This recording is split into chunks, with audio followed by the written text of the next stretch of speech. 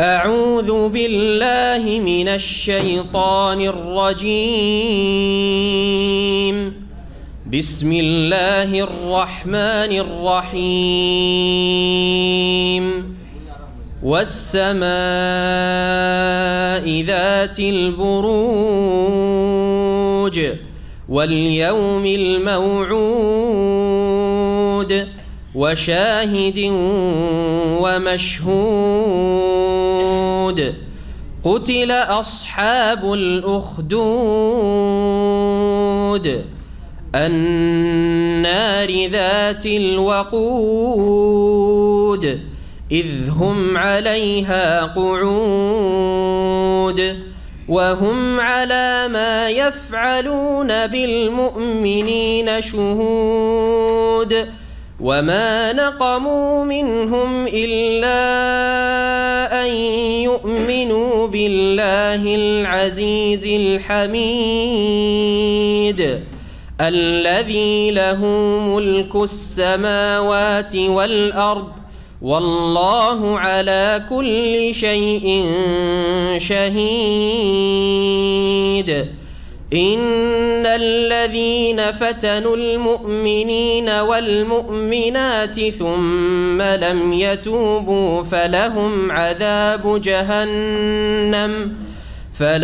عذاب جهنم ولهم عذاب الحريق. إن الذين آمنوا وعملوا الصالحات لهم جنات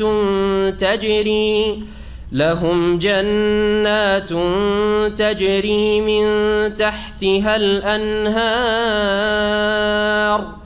ذلك الفوز الكبير. إن بطش ربك لشديد إنه هو يبدئ ويعيد وهو الغفور الودود ذو العرش المجيد فعال لما يريد. هل أتاك حديث الجنود فرعون وثمود بل الذين كفروا في تكذيب والله من ورائهم محيط. بل هو قرآن مجيد في لوح محفوظ. السلام عليكم ورحمة الله وبركاته. إن الحمد لله نحمده ونستعينه ونستغفره ونعوذ بالله من شرور أنفسنا ومن سيئات أعمالنا. من يهده الله فلا مضل له ومن يضلل فلا هادي له. وأشهد أن لا إله إلا الله وحده لا شريك له وأشهد أن محمدا عبده ورسوله صلى الله تعالى عليه وعلى آله وصحبه وسلم تسليما كثيرا. أما بعد فأعوذ بالله من الشيطان الرجيم. بسم الله الرحمن الرحيم. والسماء ذات البروج واليوم الموعود وشاهد ومشهود. قتل أصحاب الأخدود النار ذات الوقود إذ هم عليها قعود وهم على ما يفعلون بالمؤمنين شهود. وما نقموا منهم إلا أن يؤمنوا بالله العزيز الحميد الذي له ملك السماوات والأرض والله على كل شيء شهيد. মহান আল্লাহর সমস্ত প্রশংসা যে আল্লাহ রাব্বুল আলামিন আমাদেরকে ঈদুল আজহার ছুটি এবং হজের মৌসুম আর মোবারক এই জিলহজ মাসের 10টি দিন পার করে আজকে 20শে জিলহজ 1439 হিজরি শুক্রবারে আবার আমাদের তাফসিরের মাহফিলে ফিরে আসার তৌফিক দান করেছেন আলহামদুলিল্লাহ। সালাত এবং সালাম নাজিল হোক প্রেমী মুহাম্মদুর রাসূলুল্লাহ সাল্লাল্লাহু আলাইহি ওয়াসাল্লামের উপর, যাকে আল্লাহ রাব্বুল আলামিন শেষ রাসূল করে প্রেরণ করেছেন মহাগ্রন্থ আল কোরআন দিয়ে,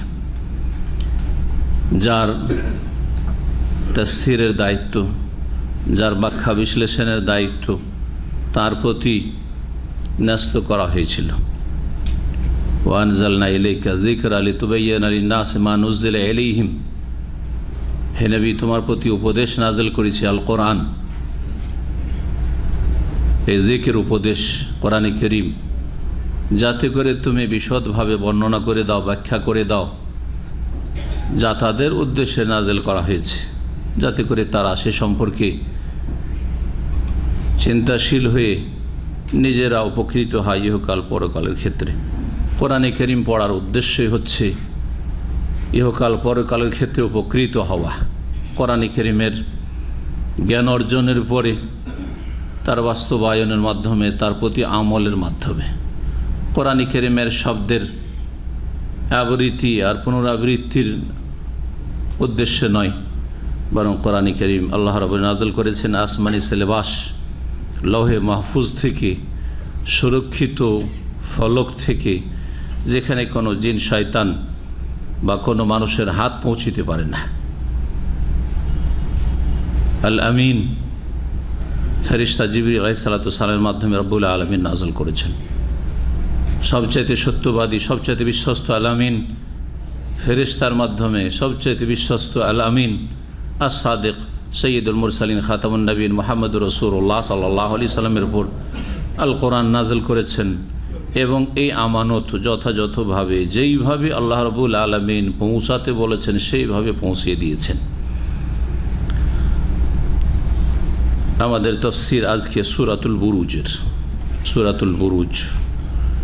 এই সূরা হচ্ছে মক্কি সূরা, আর এই সূরাতে রয়েছে 22টি আয়াত, ছোট্ট ছোট্ট আয়াত রয়েছে, যে আয়াতগুলির আমরা বিস্তারিত তাফসীর করার চেষ্টা করব।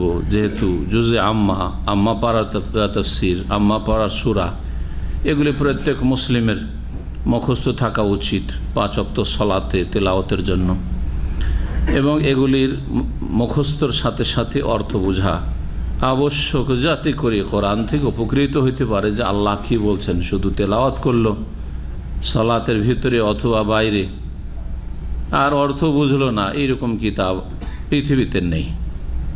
এইরকম দুর্ব্যবহার শুধু কোরআনে কারীমের সাথে করা হয়েছে। সিংহভাগ কোরআন পাঠকারীরা শব্দ পাঠ করে, অক্ষরের জ্ঞান অর্জন করে, অক্ষর শুদ্ধ করে, কিন্তু তার অর্থ অধিকাংশই বুঝে না। পৃথিবীর কোনো কিতাবের সাথে আর খারাপ আচরণ করা হয়নি, পৃথিবীর কোনো পুস্তক এভাবে পড়া হয় না যেভাবে কোরআন পড়া হয়। দুনিয়াতে কোনো কিতাব খুঁজে পাবেন না যে একটি ইংলিশ বুক বাঙালি পড়ছে, শুধু রিডিং করছে, রিসাইট করছে, আবৃত্তি করছে, বুঝে না কিছু। কোনো পৃথিবীর কবিতা এরকম পাবেন না যে না বুঝে শুধু মানুষ পাঠ করতেই আছে কবিতা, পৃথিবীতে খুঁজে পাবেন না। জানি না এইভাবে মুসলিমরা, বিশেষ করে অনারব মুসলিম, এমনকি আরব মুসলিমরাও অনেকেই কোরআন কারীম বুঝে না, বোঝার চেষ্টা করে না, অথচ তাদের মাতৃভাষা, অথচ কোরআন কারীম বোঝা ছাড়া তার বাস্তবায়ন হতেই পারে না। যেই সম্বোধন বুঝেন না, কেউ যদি কোনো কফিল, কোনো মালিক যদি আপনাকে কোনো কথা বলে আর কি বলল তা বুঝলেন না, তাহলে সেই অনুযায়ী কী করে কাজ করবেন আপনি? বুঝলেন না তো কীভাবে কি বলছে না বলছে তাই বুঝলেন না। জি হ্যাঁ, আর সবচেয়ে বড় কাফির রব্বুল আলামিন, তার কথা বুঝলেন না, কি আমল করবেন আপনি? আপনার দ্বারা কি আমল হবে? সুতরাং কোরআন কারীম বোঝার বিষয়টি অত্যন্ত গুরুত্বপূর্ণ কাজ।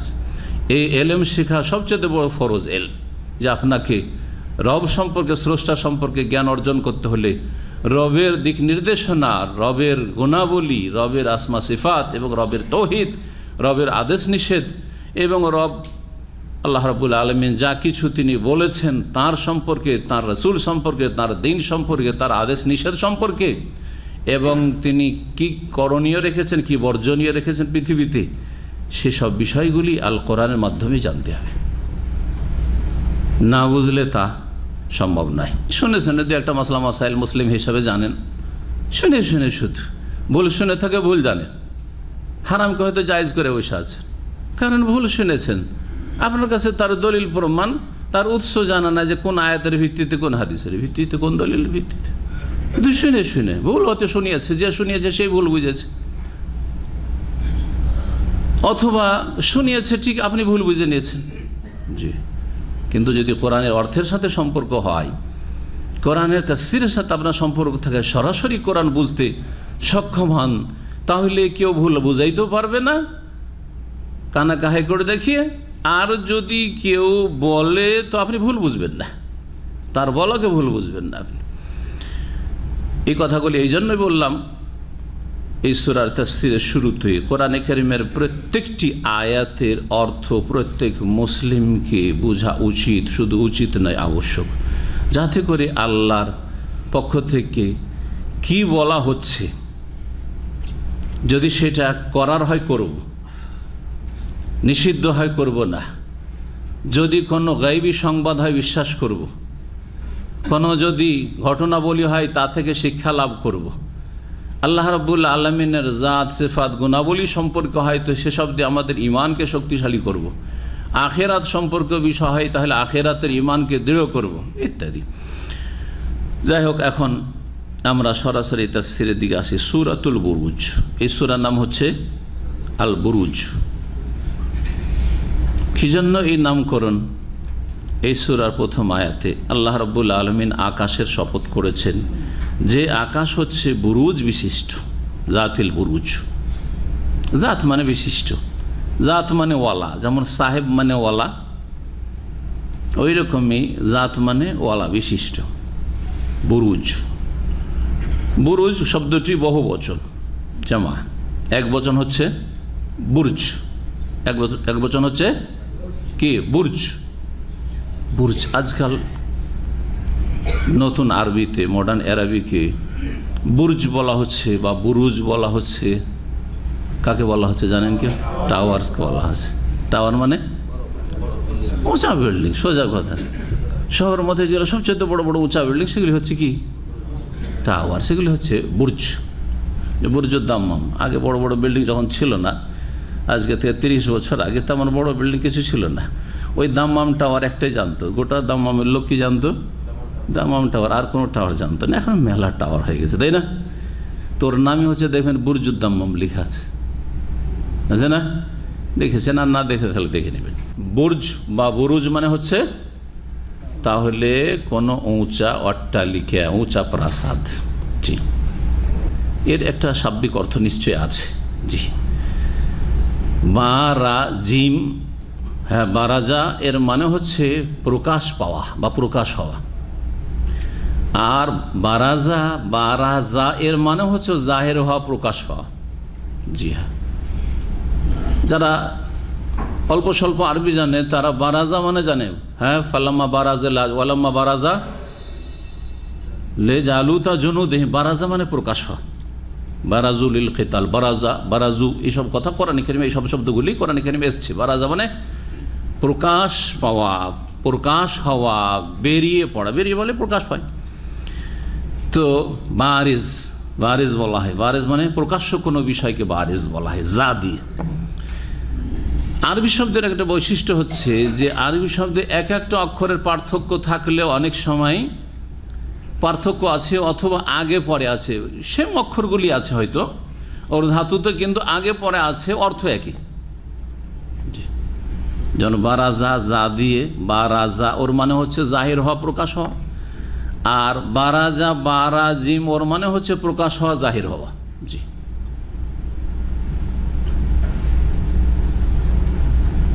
এরকম আর একটা উদাহরণ দিই তাহলে। এরকম অনেক উদাহরণ আরবি ভাষাতে রয়েছে।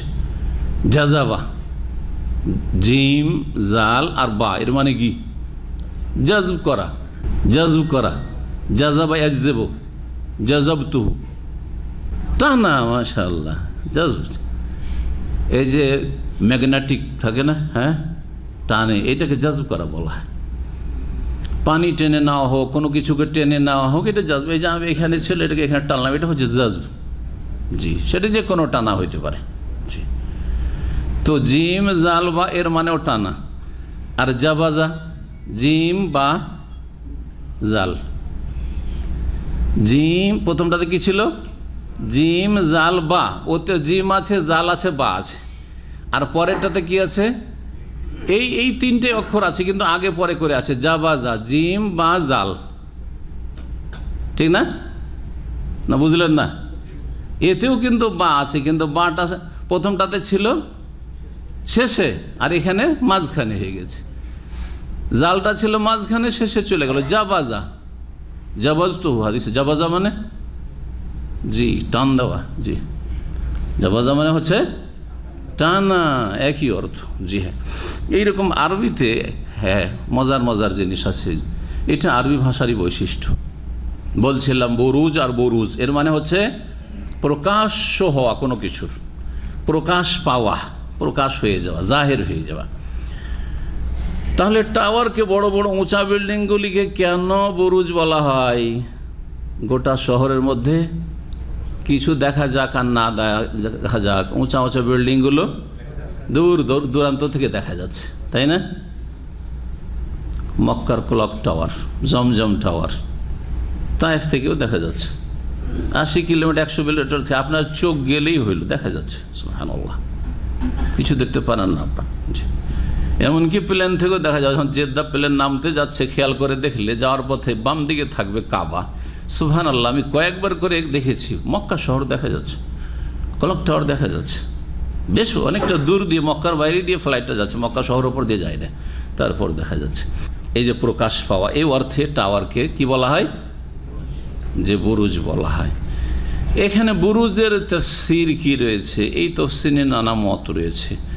আগে আমরা তরজমা করি, আর তারপরে তখন এগুলির তাফসীরে যেসব মতামত রয়েছে মুফাসসিরিন কিরামদের, সেগুলি আপনাদের সামনে পেশ করব। বিসমিল্লাহির রহমানির রহিম। ওয়াসসামাই জাতিল বুরুজ। আল্লাহ রাব্বুল আলামিন এখানে শপথ করছেন, ওয়াওটা শপথের জন্য, এই জন্য সামায়ে কাসরা জের হয়েছে। ওয়াও যদি হারফে আতিফা হইতো তাহলে ওয়াসসামাও হইতো। ওয়াও হারফে জার, 17টি যে হারফে জার হয়েছে তার একটি, সেজন্য ওয়াসসামাই। যেমন বা হারফে জার বিল্লাহে, লিল্লাহে, ওই রকমই হচ্ছে ওয়াসসামাই, ওয়াও কসমের জন্য। আসলে কি ছিল? ওয়া উকসিমু বিসসামাই, আমি শপথ করছি এমন আকাশের যেটি বুরুজ বিশিষ্ট। বুরুজের কয়েকটি তফসির আছে, এই জন্য কোনোটাই বললাম না।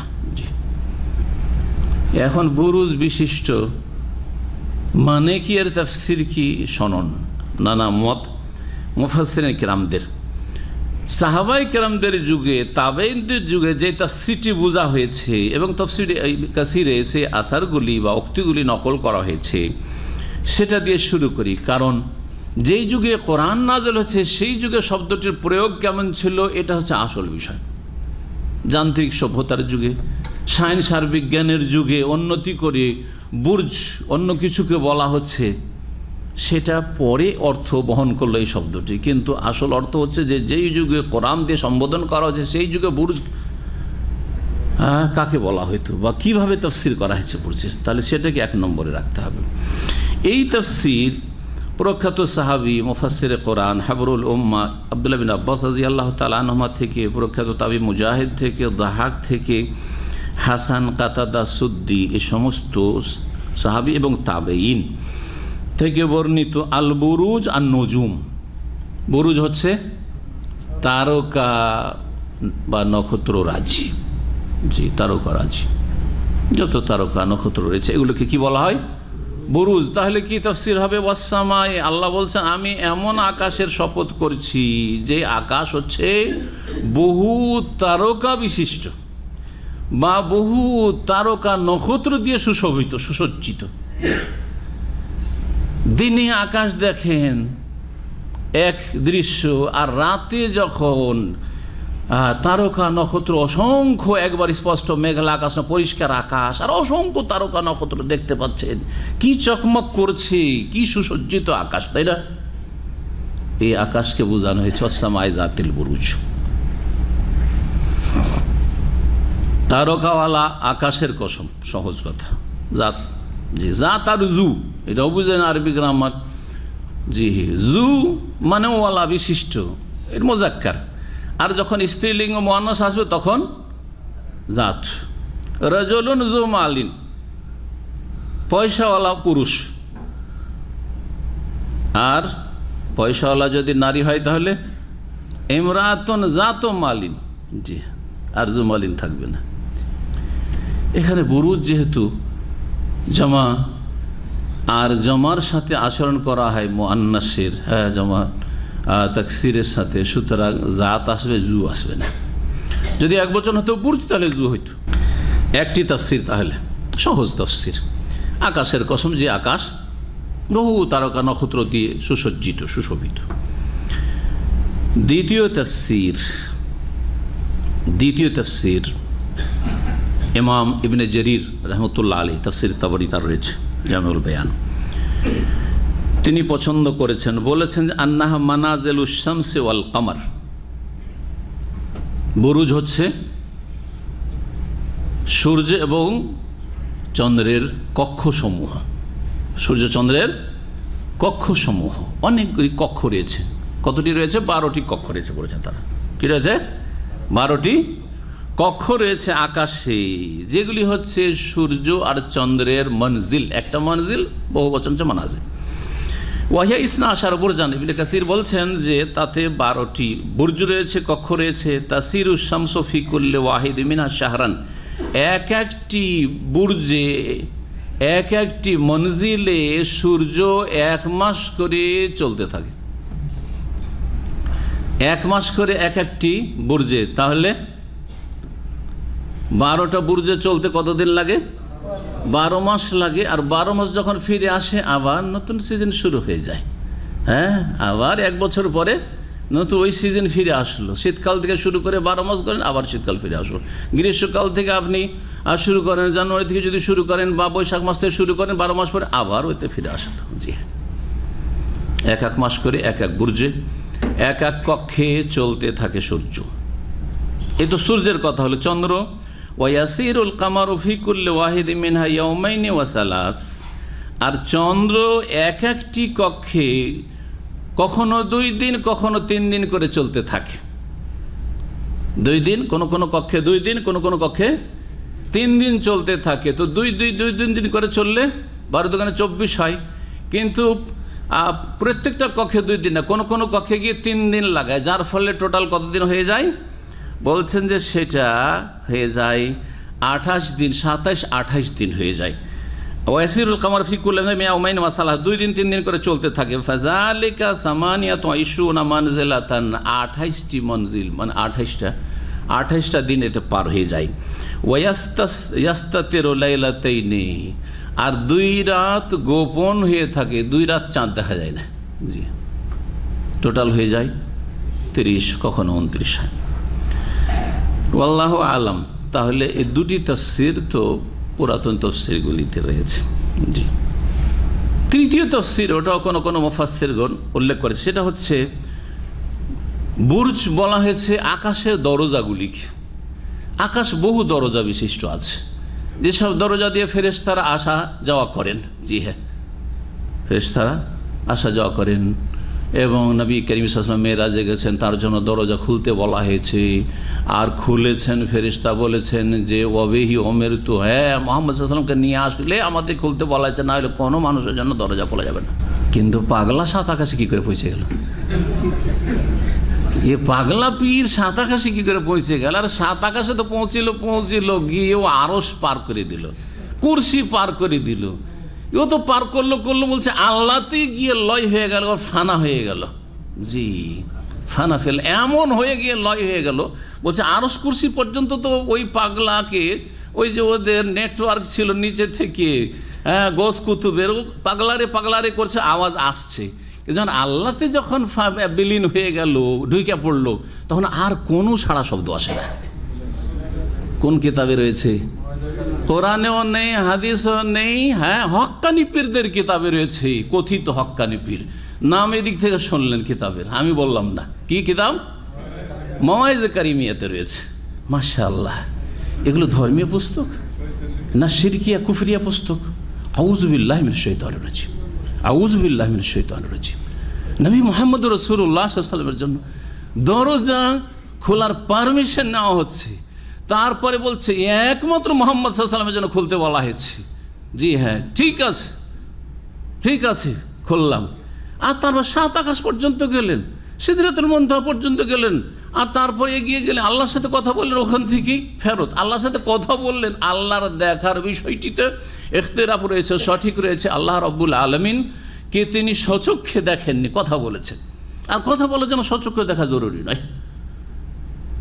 আয়েশা রাদিয়াল্লাহু তাআলা আনহা কসম করে বলছেন সহিহ মুসলিমের হাদিস, আর বলছেন যে কেউ যদি বলে মান কালা ইন্না মুহাম্মাদান রাআ রাব্বাহু, যে মুহাম্মদ সাল্লাল্লাহু আলাইহি ওয়াসাল্লাম তার রবকে, আল্লাহকে সচক্ষে দেখেছেন, ফাকাদ আযামাল ফিরিয়াতা, তাহলে সে বড় চরম মিথ্যে অপবাদ দিল। চরম আযামাল ফিরিয়া, শুধু অপবাদ না, বলছে আযামাল ফিরিয়া, সবচেয়ে বড় অপবাদ দিল। আয়েশা রাদিয়াল্লাহু তাআলা, স্ত্রীর চাইতে বেশি স্বামীর খবর স্ত্রীর চাইতে বেশি দুনিয়াতে কে রাখে? ভিতরের বাইরের সব খবর রাখে, ঠিক কিনা? জি, মেরাজ থেকে ফিরে আসছেন, স্ত্রীর কাছে সব খুলে বলেছেন। জি, দুনিয়ার কাউকে না বলতে পারে, কিন্তু স্ত্রীকে সব কথাই বলেছেন। নিশ্চয় তিনি বলছেন চরম মিথ্যাবাদী ওই ব্যক্তি যে বলবে যে মুহাম্মদ সাল্লাল্লাহু আলাইহি ওয়াসাল্লাম রবকে দেখেছে। আর এ শুধু দেখেনি, ও ঢুকেই পড়েছে, এই পাগলা। জি হ্যাঁ, এগুলি ধর্ম কোন ধর্ম থেকে নেওয়া হয়েছে আল্লাহ ভালো জানে। জি, মা আনজালাল্লাহু বিহা মিন সুলতান, আল্লাহর এর সনদ না ইব্রাহিম, না মুসা, না ঈসা, না মুহাম্মদ কোন আম্বিয়া রাসূলের উপর নাজিল করেননি। এমন ধর্ম সুফিবাদ, এই পীর তন্ত্রবাদ, এই গুরুবাদ। জি, আল্লাহ হেফাজত করে সব শার থেকে, অনিষ্ট থেকে। আকাশের দরজা সমূহ 3 নম্বর তাফসীর। 4 নম্বর তাফসীর অনেকে করেছেন। সমস্ত তারকা গ্রহ এগুলির মানাজিল রয়েছে, মানে রাশিচক্র রয়েছে। বাংলাতে সেগুলি কি বলা হয়? রাশিচক্র। অনেক বাংলা অনুবাদক এই জন্য এইভাবে তর্জমা করেছেন, শপথ সেই শপথ রাশিচক্র বিশিষ্ট আকাশের। জি হ্যাঁ, এভাবে তর্জমা করেছেন। তাহলে তাদের কাছে তারা বলছেন যে প্রত্যেকটি তারকা নক্ষত্রের কি রয়েছে? জি, রাশিচক্র রয়েছে। যেই রাশিচক্রগুলি সম্পর্কে তারা বলেছেন যে সেগুলি কাল কাসরি বা কাল কুসুরে লিল কাওয়াকিব, সেগুলি হচ্ছে এক একটি প্রাসাদ, এক একটি টাওয়ার, এক একটি বড় বড় অট্টালিকার মতো। কিসের? আমাদের জন্য না, হ্যাঁ, কিসের জন্য? এক একটি নক্ষত্রের জন্য, তারকার জন্য। এক একটি তারকা নক্ষত্রের ক্ষেত্রে সেই রাশিগুলি হচ্ছে, এক একটি রাশি হচ্ছে বড় বড় অট্টালিকার মতো। আর অট্টালিকার আরবি একটু আগে বললাম, সেটা হচ্ছে বুরুজ। সেই জন্য এগুলো কি বলা হয়েছে? বুরুজ বলা হয়েছে। আকাশের সেগুলি এক একটি তারকা যেন বিশাল বিশাল যেন প্রাসাদ, অট্টালিকা। এক কথা এখানে আকাশের গুণ বা বৈশিষ্ট্য বর্ণনা করা হয়েছে। তারপরে দ্বিতীয় কসম আল্লাহ করেছেন ওয়াল ইয়াউমিল মাউউদ, আর কসম প্রতিশ্রুত দিবসের। ইয়ম মানে দিন, দিবস, আর মাউউদ ওয়াদা ইয়ায়েদো থেকে ইসিম মাফুলের সিগা, ওর মানে প্রতিশ্রুত, যার প্রতিশ্রুতি করা হয়েছে অথবা দেওয়া হয়েছে। এমন দিবসের কসম যেই দিবসের আল্লাহ প্রতিশ্রুতি দিয়েছেন যে একটা দিন আসবে, সেই দিনের প্রতীক্ষায় থাকো, সেই দিনের জন্য দুনিয়াতে কর্মজগতে প্রস্তুতি নাও, তৈরি হও, কিছু সম্বল এখান থেকে নিয়ে যাওয়ার চেষ্টা করো। সেই দিনে আল্লাহর সামনে হাজির হইতে প্রতিশ্রুতি থাকলো, সেখানে তোমাদেরকে হাজির করব। ইন্নাহুম লামুহদারুন, জি, সেখানে অবশ্যই তোমরা হাজির হবে। ওয়া ইলাল্লাহি তুহশারুন, তোমাদেরকে তোমার সেখানে হাসর হবে, তোমাদেরকে সমবেত করা হবে। তাহলে প্রতিশ্রুত দিন হচ্ছে ইয়াউমুল কিয়ামা, কিয়ামতের দিবসের কসম আল্লাহ করেছেন। ও শাহিদি ও মাশহুদ, আর আমি আল্লাহ শপথ করছি, রব্বুল আলামিন বলছেন শাহেদের আর মশহুদের। শাহেদ আর মশহুদ মানে কি? শাহেদা ইয়াশহাদু মানে কি হয় দেখি, আপনাদের আরবি কতটা জ্ঞানকার আছে। শাহেদা ইয়াশহাদু বা বেসামে আসম, ওর মানে সাক্ষী দেওয়া, একটা অর্থ। আর কিছু? উপস্থিত হওয়া। জি হ্যাঁ, শাহেদা আপনারা এই যে হ্যাঁ এখানে হাজির আছেন, দেখা, প্রত্যক্ষ করা। শাহেদা ইয়াশহাদু মানে প্রত্যক্ষ করা, দেখা, সহজ ভাষায় কি শাহেদা ইয়াশহাদু মানে দেখা। জি হ্যাঁ, যে হাজির থাকে সে দেখছে সামনে, এই অর্থ পাওয়া যাচ্ছে। হাজিরের অর্থ সব বলতে পাওয়া যাচ্ছে। যে সাক্ষী দিচ্ছে সাধারণত দেখে শুনেই সাক্ষী দিচ্ছে, দেখে শুনে নিশ্চিত জ্ঞানের ভিত্তিতে সাক্ষী দিচ্ছে। প্রত্যক্ষদর্শী কাকে সাক্ষী বলে? প্রত্যক্ষদর্শী, তাই না? জি হ্যাঁ। ও শাহেদ ওয়া মাশহুদ, শাহেদ ইসিম ফাইল আর মাশহুদ হচ্ছে ইসমে মাফউল। তাহলে এগুলির শাব্দিক অর্থ কি? ও শাহেদ দ্রষ্টা, কসম কার? দ্রষ্টার, যে দেখে তার কসম, দেখনেওয়ালার কসম, সহজ ভাষায় দ্রষ্টা। আর মাশহুদ হ্যাঁ দৃষ্ট, যা দেখা হয়। দৃষ্ট মানে যা দেখা হয় তার কসম, যে দেখে তারও কসম, আর যা দেখা হয় তারও কসম। অথবা যে সাক্ষী তারও কসম, আর যার সম্পর্কে সাক্ষী দেওয়া হয় তারও কসম। এটা না বলা যেতে পারে যখন সাক্ষীর অর্থ করবেন? হ্যাঁ, এই সব তাফসীরগুলি রয়েছে, এই জন্য বলছি।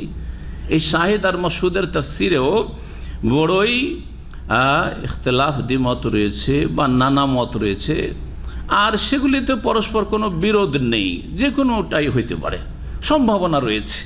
তবে যেই তাফসীরটা দেখব যে সুন্নাহর কাছাকাছি, দলিলের কাছাকাছি, অথবা এই মর্মে নবী করিম সাল্লাল্লাহু আলাইহি সাল্লামের চূড়ান্ত ফয়সালা রয়েছে, সাহাবায়ে কেরামদের উক্তি রয়েছে, তারপরে যথেষ্ট আমাদের জন্য। কিন্তু তারপরে কেউ যদি এই ক্ষেত্রে মন্তব্য করে, সেটা জেনে নিলাম, হলে হতে পারে, যদি পরস্পর বিরোধী না হয়, এটাও হইতে পারে, সেটা কোনো বিরোধ নেই। শাহেদ আর মাশহুদের তাফসীর কি, এ সম্পর্কে হাদিস দিয়ে শুরু করি।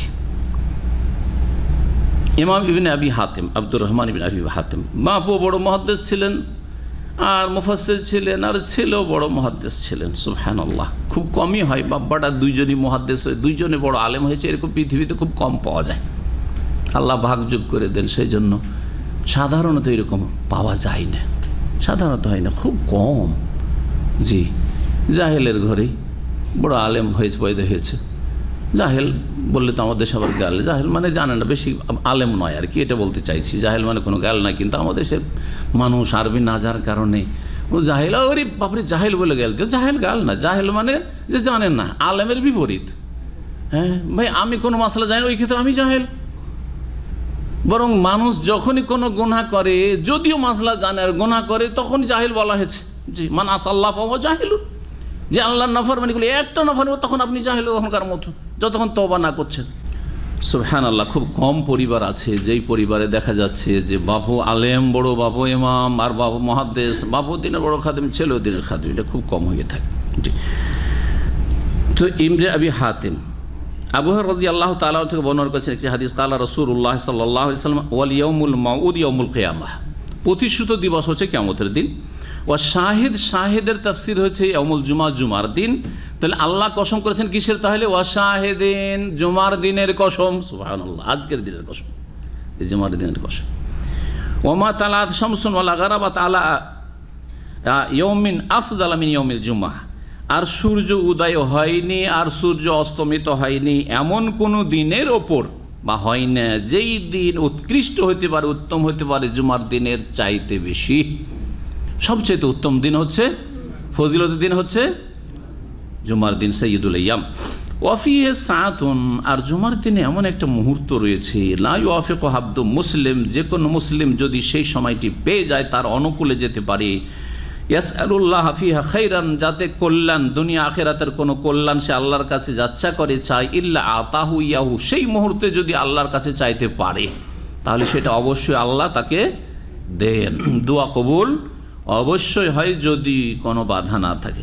ওয়ালা ইস্তাইযু ফিহা মিন শাররি, আর কোনো অনিষ্ট থেকে যদি আল্লাহর কাছে আশ্রয় কামনা করে, পানাহ চায়, ইল্লা আআযাহু, আল্লাহ তাকে পানাহাতে রাখেন বা আশ্রয় দান করেন। তাহলে শাহেদের তাফসীর কি হয়ে গেল? জুমার দিন হয়ে গেল। মাশহুদ বলছে, মাশহুদ ইয়াউমে আরাফা, আরাফার দিন। মাশহুদ কেন আরাফার দিন? শাহেদ আশহাদুর একটা অর্থ আমরা করলাম কি? হাজির হওয়া। কি হওয়া? হাজির হওয়া, উপস্থিত হওয়া। আর আরাফাতে সমস্ত হাজিরা একসাথে একই দিনে কয়েক ঘন্টার মধ্যে সব হাজির হয়ে যায়, তাই না? 30 লক্ষ হাজি, এবারে কয়েকদিন আগে আরাফার ময়দানে সবাই হাজির, ওই দিনে, দিনেই হাজির হইতে হবে সেই দিনে। জি, সুবহানাল্লাহ। এই জন্য আরাফা হচ্ছে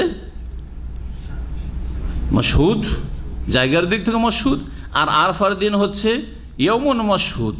এই আরাফায় হাজিদের অবস্থানের দিনের ফজিলত, জি হ্যাঁ, এই ফজিলত হাজি সাহেবরা হাসিল করছেন। জি, যারা হজ করতে পারলেন না তাদেরকে আল্লাহ বঞ্চিত রাখবেন না বলে আল্লাহ রাব্বুল সেই দিনে তাদের সিয়ামের মাধ্যমে 2 বছরের গুনাহ মাফের সুব্যবস্থা দিয়েছেন যদি সিয়াম পালন করে। তাহলে এই দিনকে কেন্দ্র করে ফজিলত, এই দিনকে কেন্দ্র করে ফজিলত আজকাল জানার সুবিধা রয়েছে, সুযোগ রয়েছে। যার কান পর্যন্ত পৌঁছে গেল যে আজকে হাজি সাহেব আরাফাই ফজিলত হাসিল করছে, সে সিয়াম পালন করবে সেই দিনে। আর যার কানে পৌঁছিল না, জানতেই পারলো না বেচারা কোথায় আছে বন জঙ্গলে, যে আরাফা কোন দিনে, হাজিরা কোন দিনে গেল, সেই ব্যক্তি অনুমান করবে কোন দিনে হতে পারে। যদি অনুমানে তার ধরা থাকে যে সাধারণত ভারত বাংলাদেশে আমরা যখন 8 তারিখ বলি তখন আরাফা হয়ে যায়, তাহলে ঠিক আছে। আর যদি সেটাও না জানা থাকে তাহলে 9 তারিখই ধরবে, অসুবিধা নেই। কিন্তু জানছেন আজকাল, আর জানার পরেও উপেক্ষা করছেন, আর এই 9 তারিখের ফজিলত ধরে বসে আছেন। এই যে ফতোয়া, এটা সহি কখনো হইতে পারে না, যদিও এই নিয়ে বাড়াবাড়ির কোনো প্রয়োজন নেই। এটা একটা ফিকহি মাসলা। আরাফার দিনে রোজা রাখবো না 9 তারিখ ধরে রোজা রাখবো, কথা বোঝা গেছে। কিন্তু জোরাজোরি করা, অথচ আসল ফজিলতটা কেন, এই ইল্লাতটা, এই কারণটা জানার চেষ্টা করে দেখেন। ফিকহি মাসলা মাসাইলে ইল্লতের একটা গুরুত্ব আছে। কারণটা কি? প্রত্যেকটি ইবাদত বন্দেগীর ক্ষেত্রে, আহকামের ক্ষেত্রে এই বিষয়টি অত্যন্ত লক্ষণীয়। কিন্তু সফরে কসর কেন? কারণ কি? কি কারণ? কষ্ট, ঠিক না? সফরে জমা কেন? জোহর আসর একসাথে কেন জমা করে? বাড়িতে কেন জমা করা যাবে না? মাগরিব এশা কেন জমা করা যাবে? কষ্ট থেকে কি করা? আপনাকে মুক্ত করা, ঠিক না? সফরে 3 দিন মোজার মাসা কেন, আর বাড়িতে 1 দিন কেন? আবার মোজাবের মাসা কেন মোজা খুলে ধুইতে বাধ্য করা হইল না? মোজাবের কেন মাসা? কি কষ্ট থেকে মাসা আনো, বোঝা গেছে না? এইভাবে ইন্নামা আলা উসরি ইউসরা, এই ইল্লতগুলি অত্যন্ত জরুরি। বিদায়াতুল মুজতাহিদ, ফিকহে মালিকির কিতাব, ইবনে রুশদের যারাই পড়েছে, আমরা মধ্যে ইউনিভার্সিটিতে পড়েছি, প্রত্যেকটি মাসলার ক্ষেত্রে চেষ্টা করেছেন তিনি বুঝাবার যে এই মাসলার ইখতিলাফের কারণটা কি, সাবাবুল ইখতিলাফ। কেন ওলামার ইখতিলাফ করলেন? ইমাম মালিক, শাফি, আহমদ, আবু হানিফা এই বিভিন্ন মত কেন পোষণ করলেন? জি, কারণটা কি? কেন ইখতিলাফ হলে একমত কেন হইতে পারলেন না? জি হ্যাঁ, তাহলে প্রত্যেকটি ক্ষেত্রে কারণটা বোঝার চেষ্টা করতে হবে।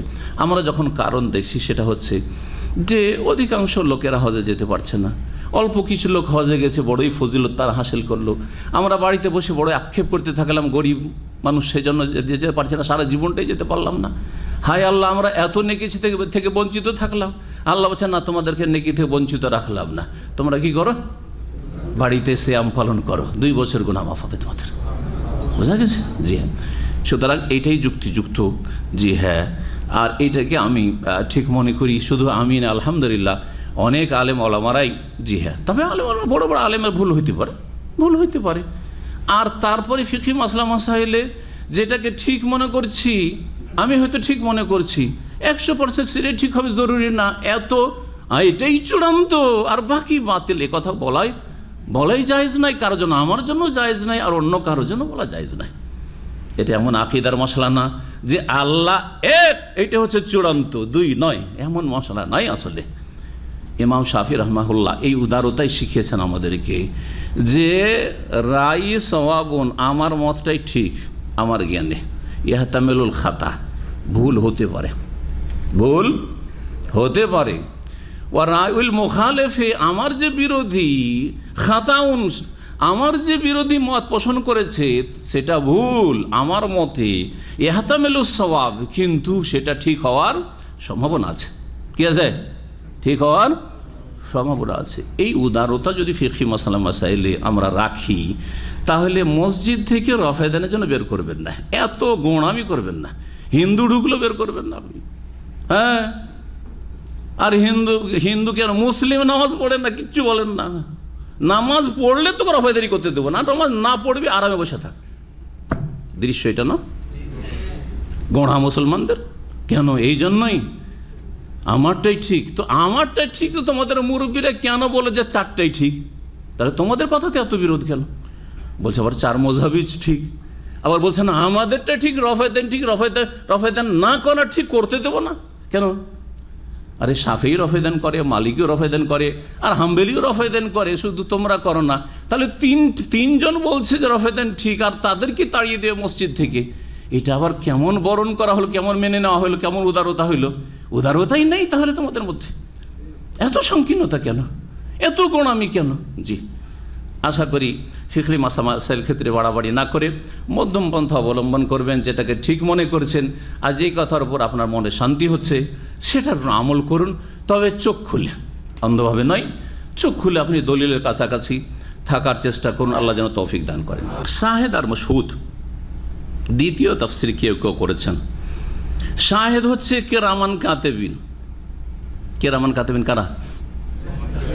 ফেরেশতারা যে দুই দিকে নেকি আর গুনাহ লিখছে, এরা শাহেদ, মানে সাক্ষী, আমাদের রেকর্ড করছে, সাক্ষী, প্রত্যক্ষদর্শীও, সাক্ষীও তার সাথে, দরজটাও দেখছে সব কিছু, কিন্তু যে কী করছি কি বলছি, শাহেদ বলা হেসে দেখে কিরামান কাতিবুন। আর মাশহুদ কারা? কাদের বিরুদ্ধে সাক্ষী বা কাদের পক্ষে বিপক্ষে সাক্ষী? আদম সন্তান, বনি আদম। হয় এই কিরামান কাতিবিন সাক্ষী আমার পক্ষে দেবে, আর না হলে আমার বিপক্ষে দেবে। শুধু কিরামান কাতিবিন না, কোরআন কারীম সম্পর্কে নবী মুহাম্মদ সাল্লাল্লাহু আলাইহি ওয়াসাল্লাম বলছেন, ওয়াল কোরআন হুজ্জাতুল লাকা আও আলাইকা। কোরআন হয় তোমার পক্ষে সাক্ষী, আর না হলে তোমার বিপক্ষে সাক্ষী। কোরআন শিখো, আর কোরআন মোতাবেক যদি আমল করো, আর সহি কোরআনের প্রতি আমল করো, তৌহিদ সুন্নাহর ভিত্তিতে, তাহলে তো তোমার পক্ষে সাক্ষী। আর কোরআনের বিপরীত চলো যদি, শিরক বিদআতের রাস্তায়, অথবা বেনামাজি বেদিন হয়ে পাপের জীবন যাপন, আরাম খাও, কোরআনের বিরোধিতা করো, তাহলে তোমার বিপক্ষে সাক্ষী কোরআন। কোরআন কথা বলবে কিয়ামতের দিন, কি তোমার বিপক্ষে সাক্ষী দেবে। জি হ্যাঁ, তাহলে শাহেদ মাশহুদটা বুঝতে পারলাম। শাহেদ সাক্ষী হচ্ছে কিরামান কাতিবিন, আর মাশহুদ, তাহলে আল্লাহ যেন কসম করছেন কিরামান কাতিবিন, যত লেখক বৃন্দ ফেরেশতা তাদের কসম, আর সমস্ত আদম সন্তানের কসম। হয়ে গেল আরেকটা তাফসীর। আমরা সাক্ষী দেবো কিয়ামতের মাঠে, জানা আছে এটা মাসলা? হ্যাঁ, সাক্ষী দেবো না? দেবো না। কার ওপর সাক্ষী দেবো? অন্য অন্য সমস্ত উম্মতের ওপর সাক্ষী দেবো যে আল্লাহ, আমরা সাক্ষী দিচ্ছি যে সমস্ত আম্বিয়া রসুলগণ, ইব্রাহিম, নূহ, মূসা, ঈসা, সমস্ত আম্বিয়া রসুলগণ তারা কি করেছেন? নিজ নিজ উম্মতকে দাওয়াত পৌঁছে দিয়েছেন। জি হ্যাঁ, সাক্ষী দেবো। তো কিয়ামতের মাঠে এই উম্মতে মুহাম্মাদিয়া হবে শাহিদ, সাক্ষী, আর মাশহুদ কারা হবে? সমস্ত বাকি উম্মতগুলি। তাহলে শাহিদের কসম মানে শেষ উম্মতের কসম আল্লাহ করছেন, আর মাশহুদ মানে সমস্ত উম্মতের আল্লাহ কসম করছেন। এটা একটা তাফসীর যা মুফাসসিরিনগণ উল্লেখ করেছেন তাদের তাফসীরে। আর একটি তাফসীর বলে শেষ করে দিচ্ছি। শাহিদ, এই শাহিদের তাফসীরে আর একটি উক্তি বলছে যে শাহিদ, কেউ কেউ বলছে শাহিদ হচ্ছেন মুহাম্মদ রাসূলুল্লাহ সাল্লাল্লাহু আলাইহি ওয়াসাল্লাম, আর মাশহুদ এই শেষ উম্মত। জি, মুহাম্মদ রাসূলুল্লাহ সাল্লাল্লাহু কিয়ামতের দিন সাক্ষী করে নিয়ে আসা হবে, জানা আছে, কোরআনে আছে না হাদিসে আছে? কোরআনে কারীম আছে। ফাকাইফা ইযা জিনা মিন কুল্লি উম্মাতিন বিশাহিদ ওয়া জিনা বিকা আলা হাউলাই শাহিদা। কি অবস্থা হবে হে মুহাম্মদ সাল্লাল্লাহু আলাইহি ওয়াসাল্লাম? আল্লাহ বলছেন, ইযা জিনা বিকুল্লি উম্মাতিন মিন কুল্লি উম্মাতিন শাহিদ, যখন প্রত্যেক উম্মত থেকে এক একজন সাক্ষী নিয়ে আসবো, ওয়া জিনা বিকা, তোমাকেও নিয়ে আসবো, আলা হাউলাই, এই লোকদের উপর, তোমার উম্মতের উপর সাক্ষী করে। তো এখানে শাহিদ, সাক্ষীদাতাকে রাসূলুল্লাহ সাল্লাল্লাহু আলাইহি ওয়াসাল্লাম। তার শাহিদের তাফসীর মুহাম্মদ সাল্লাল্লাহু আলাইহি ওয়াসাল্লাম কোন তাফসীর কারা করেছেন। আর মাশহুদ, যাদের পক্ষে বিপক্ষে সাক্ষী দেবেন রাসূলুল্লাহ সাল্লাল্লাহু আলাইহি ওয়াসাল্লাম, তারা হচ্ছেন এই উম্মত। তাহলে জি, কেউ কেউ বলেছেন শাহেদ সাক্ষীদাতা, এখানে বোঝানো হয়েছে জিবরাইল আলাইহিস সালামকে, কারণ কোরআনে কারীম যে আসমান থেকে আসছে, অন্য কোনো জায়গা থেকে না, লৌহ মাহফুজ থেকে, আকাশ থেকে নিয়ে আসছেন, এর সাক্ষী একমাত্র জিবরাইল আলাইহিস সালাম। জি, আল্লাহু আলাম। এতগুলি কথা বা এর চাইতেও বেশি মুফাসসিরিনগণ বলেছেন যতটা পারেন মনে রাখার চেষ্টা করবেন। এক কথায় আল্লাহ রাব্বুল এখানে সাক্ষীরও কসম করেছেন, আর যার পক্ষে বিপক্ষে সাক্ষী দেওয়া হবে, যার সম্পর্কে সাক্ষী দেওয়া হবে মাশহুদ, তারও কসম করেছেন, অথবা শাহেদ জুমার দিনেরও কসম করেছেন, আর আরাফার দিনের কসম করেছেন। কুতিলা আসহাবুল উখদুদ, এই কসমের জবাব কোন কোন তাফসীরকাররা বলেছেন যে এখানে উজ্জ্ব রয়েছে কিছু। হ্যাঁ, অবশ্যই আল্লাহ রাব্বুল চূড়ান্ত ফয়সালা করবেন, বা অবশ্যই কিয়ামত হবে, যা কিছু হোক না কেন। আর তারপরে নতুন কথা বর্ণনা করেছেন কুতিলা আসহাবুল উখদুদ। আর কেউ কেউ বলেছেন যে জবাবে কসম, কসমের জবাব মানে এই কথার ওপর, এই ঘটনার উপর কসম করেছে, কুতিলা আসহাবুল উখদুদ।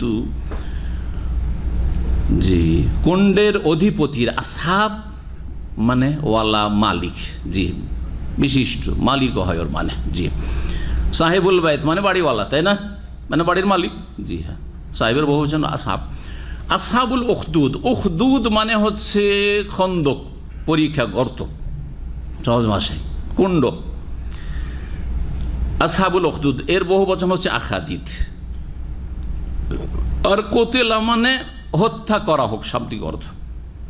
ভাব অর্থ কোরআন কারিমে যেখানে এইরকম কথা বলা হয়েছে, বদ্দয়ে বলা হয়েছে বা অভিশাপে বলা হয়েছে, লয়েনার অর্থে, জি অভিশপ্ত হোক, ধ্বংস হোক, তাহলে এখানে ধ্বংস হোকের অর্থ করবো। কেউ কোতেলা হালাকা, কোতিলা আসহাবুল উখদুদ, কুণ্ডের মালিকরা বা কুণ্ডের অধিপতিরা ধ্বংস হোক বা ধ্বংস হয়েছে, তারাই ধ্বংস হয়েছে, যদিও ধ্বংস করেছে, জ্বালিয়েছে, পুড়িয়েছে মুমিনদেরকে, কিন্তু তাদের ইহকাল পরকাল ধ্বংস করেছে, তাদের পরিণাম খারাপ হয়েছে। আর যাদেরকে কয়েক মিনিটে জ্বালিয়ে শেষ করে দিয়েছে মুমিন মুমিনা, তাদের কিছুই ক্ষতি করতে পারিনি। হ্যাঁ, দুনিয়াতে তাদেরকে জ্বালাইলেও তারপরেই তারা জান্নাত চলে গেছে। জি, ভাগ্যবান তারা। তাহলে কুতিলা আসহাবুল উখদুদ মানে কুণ্ডের অধিপতিরা ধ্বংস হোক। এই কুণ্ডটা কিসের ছিল এই সম্পর্কে আল্লাহ বলছে আন্নারে জাতিল ওয়াকুদ। আন্নার, যারা ভাষাবিদ তারা বলেছেন এটা উখদুদ থেকে বদলে ইস্তেমাল, মানে সেই কুণ্ডটা বা সেই গর্তটা ছিল আগুনের গর্ত, অর্থাৎ আগুন সেখানে দাউ দাউ করে জ্বলছিল। জাতিল ওয়াকুদ, ওয়াকুদ মানে হচ্ছে দাউ দাউ করে জ্বলা আগুন, দাউ দাউ করে জ্বলন্ত আগুনকে ওয়াকুদ বলা হয়। এই জন্য আজকাল আপনার পেট্রোলকে কি বলা হয়? ওয়াকুদ বলা হয়। পেট্রোলকে আরবিতে ওয়াকুদ বলা হয়। আন্নারে জাতিল ওয়াকুদ, এমন আগুন যেটা দাউ দাউ করে জ্বলতেছিল, জাতিল ওয়াকুদ। জি জি, জ্বলন্ত আগুন বিশিষ্ট কি ছিল? সেই কুণ্ডটি ছিল বা গর্ত ছিল। ইযহুম আলাইহা কউদ, যখন এরা এই কুণ্ডের বা গর্তের চারপাশে বসেছিল, গর্তের কিনারাই তারা বসেছিল। কউদ, জি কায়েদের বহুবচন। জুলুসুন, তারা বসেছিল, তামাশা দেখছিল বসে। ওহুম আলা মা ইয়াফআলুনা বিল মুমিনিনা শুহুদ, এবং তারা যা কিছু মুমিনদের ক্ষেত্রে করছিল তা প্রত্যক্ষ দর্শন করছিল বা তা দেখছিল, তারা সেসব তামাশা তারা দেখছিল। শুহুদ শাহেদের বহুবচন, মানে তারা প্রত্যক্ষ করছিল, দেখছিল। কি করছিল তারা? মোমেন মোমেনাতদেরকে এক এক করে জ্বলন্ত আগুনে, যে আগুন জ্বলছিল সেই গর্তে কুণ্ডে ফেলছিল আর জ্বালাচ্ছিল আর তামাশা দেখছিল। তাদের কাছ থেকে স্বীকারোক্তি নিচ্ছিল যে তোমরা যে ইমান নিয়ে এসছো, তোমাদের ইমান থেকে, তোমাদের এই ধর্ম থেকে ফিরে আসো আমাদের ধর্মে, আর না হলে আগুনে ফেলবো। আর তারা সন্তুষ্ট চিত্তে আগুনে ঝাঁপ দিচ্ছিল, কিন্তু তারা শিরক কুফরি করে নাই। এইসব মুমিন মুমিনাতের ঘটনা এখানে সংক্ষেপে বর্ণনা করা হয়েছে, যা সহিহ মুসলিমে বিস্তারিত রয়েছে। ইনশাআল্লাহ তাআলা হাদিসটা শেষখানে শোনাবো। ওমা নাকামু মিনহুম, এই লোকেরা তাদের কোনো দোষ করেনি। তা নাকামু দোষ করা, যাদেরকে জ্বালানো হচ্ছিল এরা কোনো দোষ করেনি। এই দোষ করার অর্থ করলাম তাহলে এখানে নাকামুর ফাইল হচ্ছে এই লোকেরা মুমিন মুমিনাত, যাদেরকে জ্বালানো হচ্ছিল এরা কোনো দোষ করেনি। একমাত্র কি ইল্লা, একমাত্র আইয়ুমিনু বিল্লাহিল আজিজিল হামিদ, যে তারা বিশ্বাস স্থাপন করেছিল, ঈমান নিয়ে এসেছিল সেই মহান আল্লাহর প্রতি যিনি মহাপরাক্রান্ত আল আজিজ, যাকে কেউ পরাজিত করতে পারে না। জি, আল হামিদ, যিনি প্রশংসিত, যিনি প্রশংসিত। আল্লাযী লাহু মুলকুস সামাওয়াতি ওয়াল আরদ, যার জন্য রয়েছে বা যিনি হচ্ছে যার জন্য রয়েছে আকাশসমূহ আর জমিনের মালিকানা বা সার্বভৌমত্ব, অর্থাৎ আসমান জমিনের সার্বভৌমত্বের অধিকারী তিনি আল্লাহ রাব্বুল আলামিন। যেন এখানে রয়েছে আল আজিজ, আল হামিদ, মালিকুস সামাওয়াতি ওয়াল আরদ বা মালিকুস সামাওয়াতি ওয়াল আরদ, যিনি আকাশ এবং জমিনের সমস্ত কিছুর মালিক। আল্লাহু আলা কুল্লি শাইইন শাহীদ, এবং আল্লাহ রাব্বুল সব কিছু প্রত্যক্ষকারী বা সব কিছুর উপর আল্লাহ রাব্বুল আলামিন সাক্ষী। ওমা নাকাম মিনহুমের একটি অর্থ করলাম যেখানে ফাইল কর্তা হইল, তারা কোনো দোষ করেন, মানে এই বেচারারা যাদেরকে জ্বালানো হচ্ছে এরা এমন কোনো দোষ করেনি, অপরাধ করে নাই। জি, অপরাধ ছিল যে আল্লাহর প্রতি কেন ঈমান নিয়ে আসলে। জি, আজকে যেসব দেশে মুসলিমদের জুলুম অত্যাচার হচ্ছে, তাদের ইসলামের কারণে, তাদের ঈমানের কারণে, তাদের ইসলামের বিধিবিধান পালনের কারণে, তাদের হিজাব পর্দার কারণে বা তাদের মুসলিম নামটা হওয়ার কারণে। দেখেও চেনা যায় না যে মুসলিম, কিন্তু শুধু জানে যে এই নামটা মুসলিম, যার ফলে তাদের জুলুম অত্যাচার, তাদের কুরবানি করতে দেওয়া হচ্ছে না, অথবা তাদের বিভিন্ন রকমের ইসলামিক এবাদত বন্দিগিতে বা কাজকর্মে তাদেরকে বাধা সৃষ্টি করা হচ্ছে, তাদেরকে কোণঠাসা করা হচ্ছে বা তাদের জুলুম অত্যাচার করা হচ্ছে, তাদেরকে মারধর করা হচ্ছে, তাদেরকে খুন করা হচ্ছে। জি হ্যাঁ, এরা হচ্ছে সেই উম্মত, যেই উম্মত সম্পর্কে আল্লাহ বলেছেন যে সর্বনাশ হোক, ধ্বংস হোক কুতিলা আসহাবুল উখদুদ, যারা মুমিনদের খুনি, মুমিনদের উপর জুলুম অত্যাচার করে। যুগে যুগে আল্লাহ বলে রেখে দিয়েছেন কোরআনে কারিমে, কুতিলা আসহাবুল উখদুদ, ধ্বংস হোক তারা। আল্লাহর গজব তাদের, আল্লাহর ঘোষণা রাব্বুল আলামিনের, সেটাতে দেরি লাগতে পারে। এই জন্য আমাদের কিছু করণীয় রয়েছে। আমরা আল্লাহর দিন থেকে অনেক দূরে সরে গেছি, যার ফলে এই আযাবগুলি চারিদিক থেকে আমাদেরকে ঘিরে ফেলেছে। ওয়াইন উদ্দুমুদনা, ফিরে আসো আল্লাহর দিকে, আল্লাহর দিনের দিকে ফিরে আসো, আল্লাহর মসজিদের দিকে ফিরে আসো, ফজরের সালাতের দিকে ফিরে আসো, সবাই মিলে পরিচয় দাও আর গৌরব করো যে আমরা মুসলিম। জি মুসলিম, জি হ্যাঁ। না, এমন আত্মগোপন করতে চাও যে চিনতে না পারে যে মুসলিম, কথা তো চিনতে পারবে না, চেহারা দেখেও চিনতে পারবে না, হ্যাঁ চাল চলনও চিনতে পারবে না। জি হ্যাঁ, সমস্ত অপরাধ যা কাফেররা করে, যাদের আল্লাহ পরকালে বিশ্বাস নেই, যে কোথায় আসামির কাঠগড়ায় দাঁড়াবো, ওই রকমই যদি মুসলিম হয়, যে কোনো পরোয়া নেই, বেঈমানি, আত্মসাৎ, ওই রকমই কাফেরদের মতো, যেন আখেরাত পরকাল কিচ্ছু নেই, কোনো জায়গায় হাজিরা দিতে হবে না, সেখানে ফাঁসবো না, কোনো চিন্তা নেই। এই যদি অবস্থা হয়, একদিন একটু ভয় লাগলো না যে সালাত আদায় করি না, প্রথম কিয়ামতের মাঠে সালাত সম্পর্কে জিজ্ঞাসা হবে, তাহলে আপনার চিন্তা চেতনা আর কাফের চিন্তা চেতনায় পার্থক্যটা কোথায়? এই জন্য আল্লাহ রাজা, এই জন্য আল্লাহ রাজা মুসলিম উম্মতকে বলছি। ওমা নাকামু মিনহুমের আরেকটি তাফসীর করা যেতে পারে, ওমা নাকামু মিনহুম, নাকাম মানে শাস্তি দেওয়া হয়, নির্যাতন করা হয়, জুলুম অত্যাচার করা। তাহলে এখানে ফাইল কর্তা হয়ে যাবে এই জালেমরা, খুনিরা, যারা মুসলিমদেরকে, মুমিনদেরকে জ্বালিয়েছিল। ওমা নাকামু মিনহুম, এরা এই জন্যই জুলুম অত্যাচার করেছিল। জি, এই জন্যই একমাত্র জুলুম অত্যাচার করেছিল যে তারা মহান আল্লাহর প্রতি ঈমান নিয়ে এসেছিল, যিনি মহাপরাক্রান্ত, প্রশংসিত। যারা মুসলিমদের জুলুম অত্যাচার করে, তাদের ইসলামের কারণে, তাদের ঈমানের কারণে, তাদের ইসলামের বিধিবিধান পালনের কারণে, টাকনার উপরে কাপড় দেখলে গায়ের জ্বালা শুরু হয়ে যায়, দাড়ি দেখলে গায়ের জ্বালা শুরু হয়ে যায়, হিজাব পর্দা দেখলে গায়ের জ্বালা শুরু হয়ে যায়। জি হ্যাঁ, ওই সব কাফেরদেরকে বলছি, ওই সব মুনাফিকদেরকে বলছি, ওই সব ইসলামের দুশ্মনদেরকে বলছি, শোনো তোমাদের শাস্তির কথা। ইন্নাল্লাযীনা ফাতানুল মুমিনিনা ওয়াল মুমিনাত, নিশ্চয় যারা মুমিন পুরুষ আর মুমিন নারীদের উপর জুলম অত্যাচার করে, নির্যাতন করে, ফাতানু। জি, ফাতানুর অনেক অর্থ হয় ফিতনার। ফিতনা এমনি বিশৃঙ্খলা, ঝামেলা, হ্যাঁ মারামারি, সব ফিতনা, এগুলো সব ফিতনা, তাই না? ফিতনা, ফিতনা শব্দ এত ব্যাপক, কিন্তু ফিতনার আসল যে শব্দ রয়েছে তার একটা অর্থ রয়েছে, একাধিক অর্থ রয়েছে। তার একটি অর্থ যেখান থেকে ফিতনা শব্দটির উৎপত্তি, সেটা হচ্ছে আগুনে জ্বালানো। ফিতনা মানে হচ্ছে আগুনে জ্বালানো। এই জন্য প্রাচীন যুগ থেকে আরবরা ওই যে স্বর্ণ চাঁদিকে যেটাতে খাদ ভরা থাকে আগুনে জ্বালিয়ে যেটাকে কি করে পরিষ্কার পরিচ্ছন্ন করে, ওটাকে ফিতনাতুজ যাহাব ওয়াল ফিজ্জা বলা হয়। জি, আগুনে জ্বালানো। আর এখানে মুমিন মুমিনাতকে আগুনে জ্বালিয়ে শাস্তি দিয়েছিল, সেই জন্য ফাতানা শব্দটি আল্লাহ এখানে উল্লেখ করেছেন।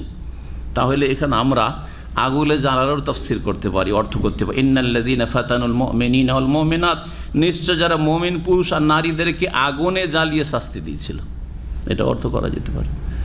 আবার যে কোনোভাবে শাস্তি হোক না কেন সেটাও ফিতনায় ফেলেছিল। ফিতনা, সবচেয়ে বড় ফিতনা হচ্ছে ঈমান হারার ফিতনা। আগুন সামনে, হয় ঈমান ছাড়ো আর না হইলে আগুনে যাও। ঈমান ইসলাম যদি না ছাড়ো তাহলে আগুনে জ্বালিয়ে তোমাকে হত্যা করব, এই বলা হচ্ছে। হয় আগুনে জ্বলো আর না হলে ঈমান ছাড়ো। কত বড় ফিতনা! আগুন থেকে বাঁচতে চাইলে কি করতে হবে? এই দুনিয়ার আগুন থেকে বাঁচতে চাইলে ঈমান ছেড়ে দিতে হবে, কুফরি করতে হবে, এই বলা হচ্ছে। এর চাইতে বড় ফিতনা আর কি হইতে পারে? বহু দুর্বল ঈমানের মানুষের জন্য বড় ফিতনা এটা, কুফরির ফিতনা, শিরকের ফিতনা, জি, পাপের ফিতনা। জি হ্যাঁ, ঈমান হারার ফিতনা সবচেয়ে বড় ফিতনা। দুনিয়ার ফিতনা রয়েছে, দিনের ফিতনা রয়েছে, সবচেয়ে বড় ফিতনা হচ্ছে তৌহিদ হারিয়ে যাওয়া, শিরকে লিপ্ত হয়ে যাওয়া, সুন্নাত হারিয়ে দেওয়া, বিদাতে লিপ্ত হয়ে যাওয়া, গুমরাহ হয়ে যাওয়া, সরল পথ থেকে বিচ্যুত হওয়া, এ হচ্ছে সবচেয়ে বড় ফিতনা। তো যারা মুমিন মুমিনাতদেরকে ফিতনায় ফেলতে চেয়েছিল, মানে ঈমান ইসলাম থেকে ফিরিয়ে দিতে চেয়েছিল, কুফরিতে ফিরিয়ে নিয়ে যেতে চেয়েছিল, সুম্মা লাম ইয়াতুবু, অতঃপর তওবাও তারা করেনি। কত আল্লাহ দয়াময়, কত আল্লাহ আরহামুর রাহিমিন। এই কাফের জালেম শুধু সিম্পল কাফের না, সিম্পল আল্লাহদ্রোহী না, বরং এরা এত আল্লাহর দুশ্মন, আল্লাহর বান্দাদের দুশ্মন যে কাফের, তার সাথে চরম বড় জালেম, যারা ইমানদার মানুষদেরকে বেঁচে থাকার স্বাধীনতা দেয়নি তাদের ঈমান ইসলামের কারণে। অপরাধ এটা, তাদেরকে জ্বালিয়ে শাস্তি দিয়েছে, জ্বালিয়ে মেরেছিল। তাদের সামনেও আল্লাহ অফার দিচ্ছেন। কিসের অফার? সুবহানাল্লাহ। তওবা। অনেক মুসলিম পাপিষ্ট গুনাহগাররা বড় বড় গুনাহে লিপ্ত হওয়ার পরে আমাদের কাছে প্রশ্ন করে, অনেকে দূর দূরান্ত থেকে, যে শেখ এত বড় অপরাধ করেছি, আল্লাহ মনে হয় মাফ করবে না, আমার কি গুনাহ মাফ হবে? আমার কি গুনাহ মাফ হবে? আশ্চর্য হয় যে আমার মতো অপরাধীকে আল্লাহ কেমন করে মাফ করবেন। জি, ওদের জন্য এইসব আয়াত। মুমিন হাজার হাজার, জি হাজার হাজার মুমিন মুমিনাত কি, বরং অনেকে বলেছে 20,000 মুমিন মুমিনাত ছিল। 20,000 মানুষকে জ্বালিয়েছিল একদিনে। ছোটখাটো কোনো গর্ত ছিল না, আগুনে 20,000 মুমিন মুমিনাত, নারী শিশু বৃদ্ধ সবকে ঈমান আনার অপরাধে জ্বালিয়েছিল এই জালেম কাফের ইহুদি। জি, একটি রিওয়ায়াতে তাফসিরে ইবনে কাসির রয়েছে যে সে ইহুদি রাজা ছিল, আর তারা তখনকার যুগের ঈসা আলাইহিস সালামের অনুসারী হয়ে গেছিল। এছাড়াও আর কিছু হতে পারে, কিন্তু এরা এক কথা ইমানদার ছিল, মুমিন ছিল। নবী রাসূলদের যে দিন ছিল, অবিকৃত দিন, সঠিক দিনের পর ইমানদার হয়েছিল। আর জালেম কাফের, সে যে কোনো রকম মুশরিক কাফের হোক, আর সে ইহুদি কাফের হোক, সেই কাফের ছিল যে জ্বালিয়েছিল। জি হ্যাঁ, কি বলছিলাম? এদের কাছে আল্লাহ তওবা পেশ করছেন। জ্বালিয়েছো, বড় অপরাধ করেছো, চরম অন্যায় করেছো, কিন্তু এরপরে যদি তওবা না করে মরে যাও তাহলে তোমাদের জন্য কঠোর শাস্তি রয়েছে। আর যদি ভালো চাও তো এখনো অসুবিধা নেই, জ্বালিয়েছো, আল্লাহ বলছেন অসুবিধা নেই, জ্বালিয়েছো, অপরাধ করেছো, তো তারপরে আমি অপরাধ মাফ করে দিব যদি তওবা করে নাও। সুম্মা লাম ইয়াতুবু। এখানে এত বড় কাফের জালেম খুনিদের সামনে তওবার অফার করছেন। জি, খ্রিস্টান যারা তৃত্ববাদী, এক আল্লাহকে 3 আল্লাহ পরিণত করেছে, 3 আল্লাহ বিশ্বাসী হয়েছে, ওদেরকে আল্লাহ কাফের বলার পরে বলছেন যে আফালা ইয়াতুবুনা ইলাল্লাহি ওয়া ইস্তাগফিরুনা, এখনো কি তোমরা তওবা ইস্তেগফার করবে না? সুবহানাল্লাহ। খ্রিস্টানদের সামনে আল্লাহ, মুশরিকদের সামনে আল্লাহ তওবা পেশ করছেন, জি ইস্তেগফার পেশ করছেন, অফার পেশ করছেন। এইরকমই আরব মুশরিকদের সামনে আরেক আয়াতে রয়েছে, জি হ্যাঁ, তওবা পেশ করছেন, অফার করছেন যে তওবা এখনো করার সুযোগ আছে। ওহুদের মাঠে খালিদ বিন ওয়ালিদ, আবু সুফিয়ান কাফেরদের নেতৃত্ব দিয়ে 70 জন তাদের কারণে শহীদ হচ্ছে সাহাবায়ে কেরাম রাদিয়াল্লাহু আনহুম। নবী সাল্লাম জখম হচ্ছেন, দাঁত শহীদ হচ্ছে, মাথা থেকে রক্ত ঝরে পড়ছে মাটিতে সাল্লাল্লাহু আলাইহি ওয়াসাল্লাম। আর কয়েক বছরের মধ্যেই তার ইসলাম গ্রহণ করছেন। আবু সুফিয়ান রাদিয়াল্লাহু আনহু হয়ে যাচ্ছেন, সাহাবী হয়ে যাচ্ছেন। খালিদ বিন ওয়ালিদ ইসলামের সাইফুল্লাহ হয়ে যাচ্ছেন, আল্লাহর তরবারি হয়ে যাচ্ছেন। আল্লাহর তওবার অফার, তওবার সুবর্ণ সুযোগ। সুতরাং যদি শিরক করে না মরেন তাহলে আল্লাহ মাফ করতে পারেন। আর যদি শিরকও করেন আর যতই বড় অপরাধ করেন, যদি বেঁচে থাকাকালীন দ্রুত তওবা করে নেন, কারণ জানা নেই যে কখন মরে যান, জানেন না যে এখনই মত চলে আসতে পারে। সুতরাং এক্ষুনি যদি তওবা করে নেন, ইন্নাল্লাহা ইয়াগফিরু আয-যুনুবা কুল ইয়া ইবাদিয়াল্লাযীনা আসরাফু আলা আনফুসিহিম, যারা সীমা লঙ্ঘন করেছো, যতই সীমা লঙ্ঘন হোক না কেন, লা তাকনাতু মির রাহমাতিল্লাহ, আল্লাহর রহমত থেকে তোমরা নিরাশ হয়ে যেও না। ইন্নাল্লাহা ইয়াগফিরু যুনুবা, যুনুব মানেই তো বহু বচন, তারপর জামিআন আল্লাহ বলছেন সব গুনাহ আল্লাহ মাফ করতে পারেন। মাফ করবেন নয়, মাফ করতে পারেন। বোঝা গেছে কিনা? তাহলে মাফ আল্লাহ করবেন, এর জন্য আপনাকে এগোতে হবে কিনা? এগিয়ে আসতে হবে। আপনি না এগিয়ে আসলে আল্লাহ মাফ করবেন। এই কথা ভাবিয়েন না আজকালকার জনসূত্রে মুরজিয়া মার খা মুসলিম সব, নামাজ পড়ি না তো কি হবে, আমার দিলটা সাফ আছে। হ্যাঁ, নামাজ না পড়লে কি হবে, আমার বংশ খুব ধার্মিক। বেনামাজি অনেকে এসে পরিচয় দেয় মাঝে মধ্যে যে শেখ, আমার বাবা একজন আলেম ছিলেন, হ্যাঁ, আমার বাবা মসজিদের ইমাম ছিলেন, আমার দাদা ওই যুগের আলেম ছিলেন। আমি বলি যে ওতে আপনার লাভ কি? মাঝে মাঝে বলি দিই হাসতে হাসতে ওদেরকে যে ওতে আপনার লাভটা কি? আপনার দাদা আলেম, আপনার দাদা তাহাজ্জুদ গুজার, আপনার বাপ আলেম, ওতে আপনার লাভটা কি? আপনার লাভ আপনার ঈমান আমলে রয়েছে। কথা বোঝা গেছে না? নিজেকে সংশোধন করুন। বললাম যে ঘটনা ইনশাআল্লাহ তাআলা তাফসীরটা শেষ করার পরে হাদিস পড়ে আপনাদের সামনে বয়ান করার চেষ্টা করব। তারপরে আল্লাহ বলছেন, ইন্নাল্লাযীনা ফাতানুল মুমিনিনা ওয়াল মুমিনাত, নিশ্চয় মুমিন পুরুষ আর নারীদের কে যারা জ্বালিয়ে কি করেছে, হত্যা করেছে বা জ্বালিয়ে অত্যাচার করেছে মুমিন নারী পুরুষদের ওপর, সুম্মা লাম ইয়াতুবু, অতঃপর তওবাও করেনি, ফালাহুম আযাবু জাহান্নাম, তাদের জন্য জাহান্নামের শাস্তি রয়েছে, ওয়ালাহুম আযাবুল হারিক, আর তাদের জন্য দহন যন্ত্রণা রয়েছে। আযাবুল হারিক, হারিক মানে আগুন, হ্যাঁ লেগে যায়। আগুনে জ্বালানোকে কি বলা হয়? হারিক। এই ভাষাটি এখনও ব্যবহার হয়, কোথাও যদি কারো বাড়িতে আগুন লেগে যায় হারিক হারিক বললেই বুঝে, বলে না? জি, আহরাকা ইহরাক, ইহরাক মানে জ্বালিয়ে দেওয়া। জি হ্যাঁ, ওয়ালাহুম আযাবুল হারিক। তো যারা জ্বালিয়ে শাস্তি দিয়েছে, তারা দুনিয়ার আগুনে জ্বালিয়ে শাস্তি দিয়েছে মুমিন মুমিনাতকে, তাদের জন্য জাহান্নামের আগুনের দাহন যন্ত্রণা রয়েছে, দহন শাস্তি রয়েছে তাদের জন্য। ইন্নাল্লাযীনা আমানু, পক্ষান্তরে যখন কাফেরদের জালেমদের এই দুর্দশা রয়েছে, মাত্র কয়দিন পরে মরলেই, জি মুমিনদের ক্ষেত্রে শুনেন, যতই তারা নির্যাতিত হোক না কেন, আর যতই তারা বঞ্চিত হোক না কেন, আর যতই তারা শোষিত হোক না কেন, ইন্নাল্লাযীনা আমানু, নিশ্চয় যারা ঈমানদার হয়েছে, বিশ্বাসী, ওয়া আমিলুস সালিহাত, আর যারা নেক আমলগুলি করেছে, সৎকর্মশীল হয়েছে, লাহুম জান্নাত, তাদের জন্য বহু বাগান বিশিষ্ট জান্নাত রয়েছে, তাজরি মিন তাহতিহাল আনহার, যার নিম্নদেশে রয়েছে বহু নহর প্রবাহিত, যালিকাল ফৌজুল কবির, আর এটি হচ্ছে মহা সাফল্য।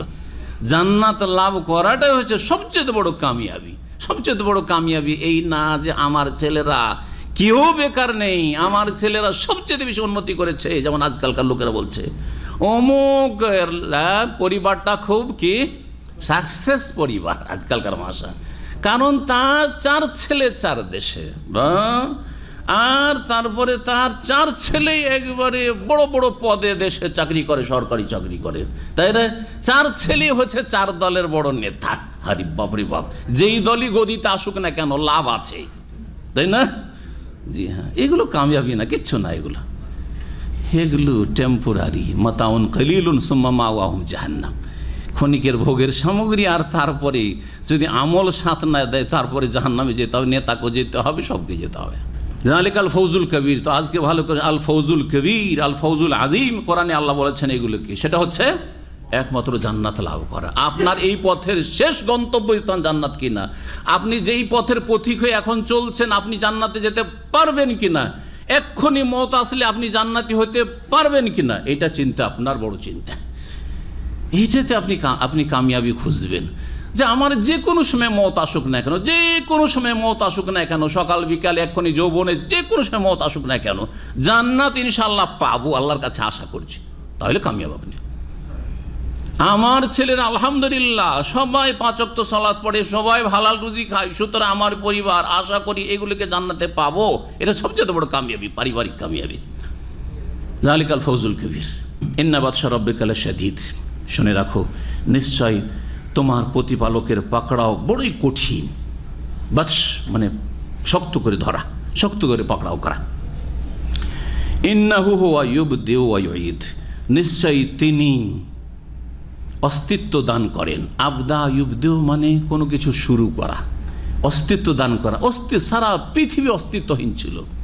আল্লাহ ছাকান আল্লাহ ওয়ালাম ইয়াকুন শাই। নবী করিম সাল্লাল্লাহু আলাইহি ওয়াসাল্লাম হাদিস হয়েছে, আল্লাহই ছিলেন, পৃথিবীতে কোনো কিছুই ছিল না, না আসমান জমিন, না আরশ, না কুরসি, না পাহাড়, না পর্বত, না পানি, না শুকনো, কিচ্ছু ছিল না।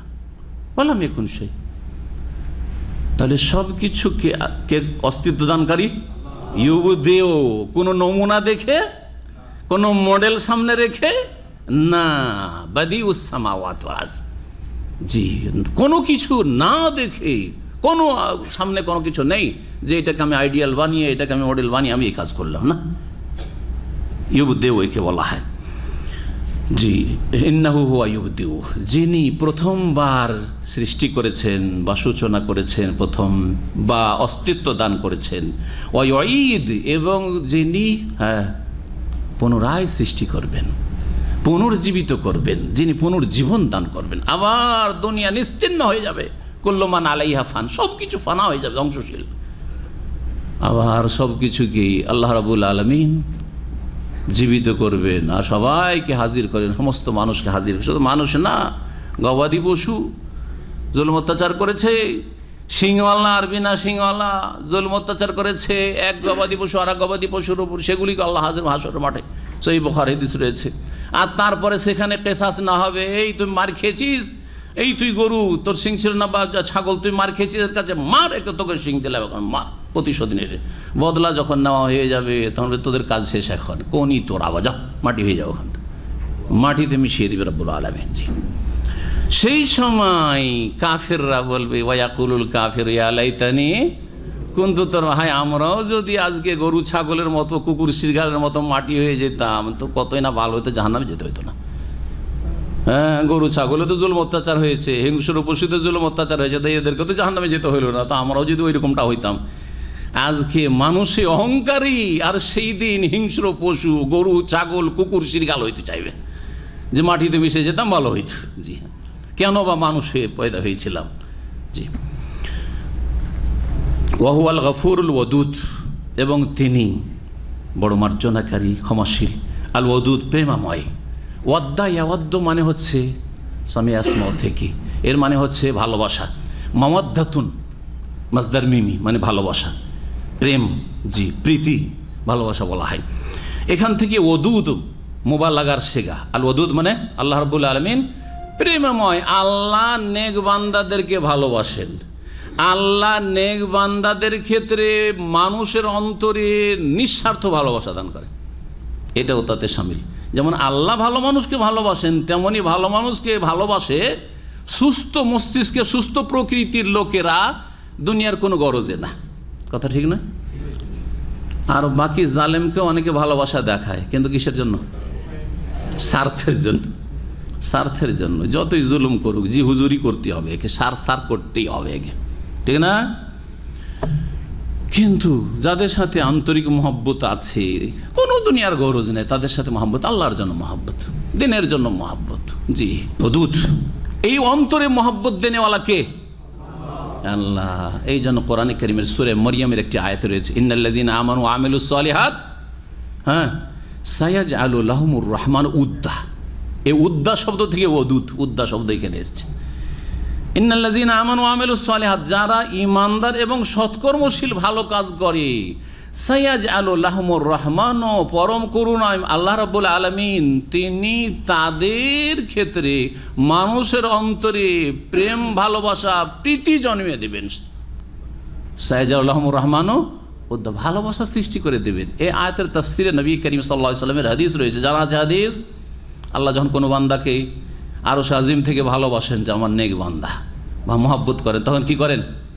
জিবরাইলকে বলেন, জিবরাইল আকাশে যত ফেরেশতা সবকে বলে দাও যে ইন্নাল্লাহু ইউহিব্বু ফুলান ফাহিব্বু, আল্লাহ অমুককে খুব ভালোবাসেন, তোমরা ভালোবাসো। প্রত্যেক আকাশে এরকম ডাক দিতে দিতে দিতে ঘোষণা দিতে দিতে একবারে প্রথম আসমানে চলে, সমস্ত আসমানের অসংখ্য ফেরেশতারা সবাই ভালোবাসে ওই গরিব বান্দাকে, কারণ আল্লাহ ভালোবেসেছেন তাকে। সুবহানাল্লাহ। ভালোবাসা সমস্ত ফেরেশতারা পাচ্ছেন, রবের পাচ্ছেন। ওয়ায়ুদাউ লাহুল কাবুল ফিল আরদি, আর জমিনে তখন তার জন্য জনপ্রিয়তা দিয়ে দেওয়া হয়। জনপ্রিয়তা আজকালকার ভাষায় না, জনপ্রিয়তা আজকালকার ভাষায় দুনিয়ার গরজে অনেকে জনপ্রিয়তা লাভ করে, কিন্তু যেই জনপ্রিয়তার কথা এখানে বলে সেটা হচ্ছে কোনো স্বার্থ ছাড়া ভালোবাসা মানুষের অন্তরে থাকে। মারা গেলে সবাই এক বাক্যে বলে লোকটা ভালো ছিল। আরে জালেম যতদিন মরেনি ভয়ে মুখ খুলে না যে জালেম, ঠিক না? কিন্তু মরে যাওয়ার পরে আলহামদুলিল্লাহ ভালো হয়েছে, আলহামদুলিল্লাহ ভালো হয়েছে, আজকে মনটা শান্তি পেয়েছে, বলে না। কিন্তু একটা নেক মানুষ গ্রামের যদি মরে যায়, ওর সাথে কোনো সম্পর্কই নেই, তারপরেও লোকটা ভালো ছিল, লোক ভালো ছিল, বলে না। এই সাক্ষীটা আল্লাহ কবুল করবেন। আর ওই বেদাতির সাক্ষী, আমাদের সবার বেদাতির সাক্ষী নেওয়া আছে, হ্যাঁ, জানাজা ওইখানে হাজির করে দিয়ে কি বলে, আপনারা 40 জন সাক্ষী, 40 জন না, 40 জন আপনারা সাক্ষী দেন তো যে লোকটা ভালো ছিল। আর এই আজব বিদাত, এটা একটা আজব বিদাত, আউযুবিল্লাহি মিনাশ শাইতানির রাজিম। জবরদস্তি সাক্ষী নেবেন, আমি জানি যে লোকটা খারাপ, বলছেন সাক্ষী দেন তো শেখ, একটু সাক্ষী দেন যে লোকটা ভালো নাকি। হ্যাঁ, এই সাক্ষীর কোনো মূল্য নেই, এবং এই সাক্ষী হচ্ছে বেদাতি সাক্ষী নেওয়া। ভালো করে শুনে রাখেন জি, কত যে বিদাত আমাদের দেশে আছে বিভিন্ন ক্ষেত্রে। ওয়াহুয়াল গফুরুল ওয়াদুদ, তাহলে হয়ে গেল জুল আরশিল মাজিদ, যিনি আরশের মালিক, আরশওয়ালা। জুল আরশ মানে আরশের অধিপতি, আরশওয়ালা। আল মাজিদ, আল মাজিদটা কার গুণ? আরশের গুণ না আরশওয়ালার গুণ?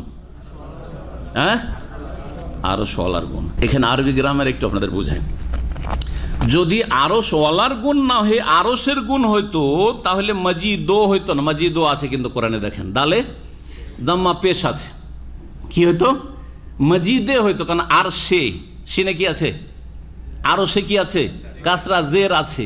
তো আরশের যদি সিংহাসন সম্মানীয়, হ্যাঁ, সিংহাসন আল্লাহ রাব্বুল আলামিনের সিংহাসন বলাটা অনেকের কাছে আপত্তিকর, আর জন্য সিংহাসন থেকে আমি ফিরে আসছি, আরশকে আরশে বলি। আল্লাহর আরশকে কি বলবো? আল্লাহর আরশে বলি। আল্লাহর আরশও সম্মানীয়, কিন্তু আরশওয়ালা যদি আরশই এত সম্মানীয় হয়, আরশই যদি এত গর্বময় হয়, তাহলে আরশওয়ালা কত গর্বময়। এবার বুঝতে পেরেছেন? জি হ্যাঁ। তো এখানে যদি আরশের গুণ বলা হয়তো কোনো কোনো তাফসীরকারদের মত এটি, এবং একটি কেরাত তারা বলে থাকে জুল আরশিল মাজিদে, জুল আরশিল মাজিদে। কিন্তু প্রসিদ্ধ যে কেরাতটি, কেরাতে মুতাওয়াতির, সেটা হচ্ছে জুল আরশিল মাজিদো। সুতরাং জুয়ের সেফাত হচ্ছে মাজিদো, ওয়ালার সেফাত আরশের গুণ এটি নয়, আরশের সেফাত নয়। তাহলে কি অর্থ করব? যিনি আরশের অধিপতি, হ্যাঁ, আল মাজিদ, যিনি মহাগর্বময়। কি করবেন? মহাগর্বময় বা মহাসম্মানিত, যিনি মহাসম্মানিত। আল্লাহর যে 99টি নাম রয়েছে তার একটি নাম হচ্ছে আল মাজিদ। আল্লাহর নাম 99তে সীমিত না, আল্লাহ 99 নামের ফজিলত ওই হাদিসে বর্ণনা করা হয়েছে। গবেষকদের মতে আল্লাহ 99 ছাড়া আরও বহু নাম রয়েছে যেগুলির অনেক আমরা জানি না।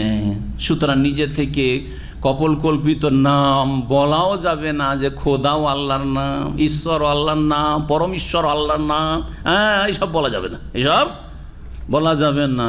ইয়াজদাও আল্লাহর নাম, না, এইসব বলা যাবে না। এইসব হচ্ছে বিদাতীদের কাজ, এসব নামকরণ করা। যেই সব নাম হাদিসে আছে বলেন, আর যেসব নাম জানা নেই, আল্লাহ তোমার সেই নামের ওসিলাতেও দোয়া চাইছি যেই নামগুলি তুমি জানো আমরা জানি না। আচ্ছা না, একটা দোয়া, আসআলুকা বিকুল্লি ইসমিন সাম্মাইতা বিহি নাফসাকা, হ্যাঁ, আও আনজালতাহু ফি কিতাবিক আও আল্লামতাহু আহাদাম মিন খালকিক আও ইস্তাসতারতা বিহি ফি ইলমিল গায়বি ইনদাক, অথবা তুমি ইলমে গায়বে সেই নামগুলি নিজের জন্য সংরক্ষিত রেখেছো, কেউ জানে না। তাহলে বোঝা গেল যে আল্লাহর বহু নাম হইতে পারে যেই নামগুলি আল্লাহ নিজের জন্য বরাদ্দ রেখেছেন, কাউকে জানান নাই। জানার প্রয়োজন হয়নি, জানানোর সে যেন জানাননি আল্লাহ রাব্বুল যুল আরশিল মজিদ। তো মজিদ আল্লাহর নাম।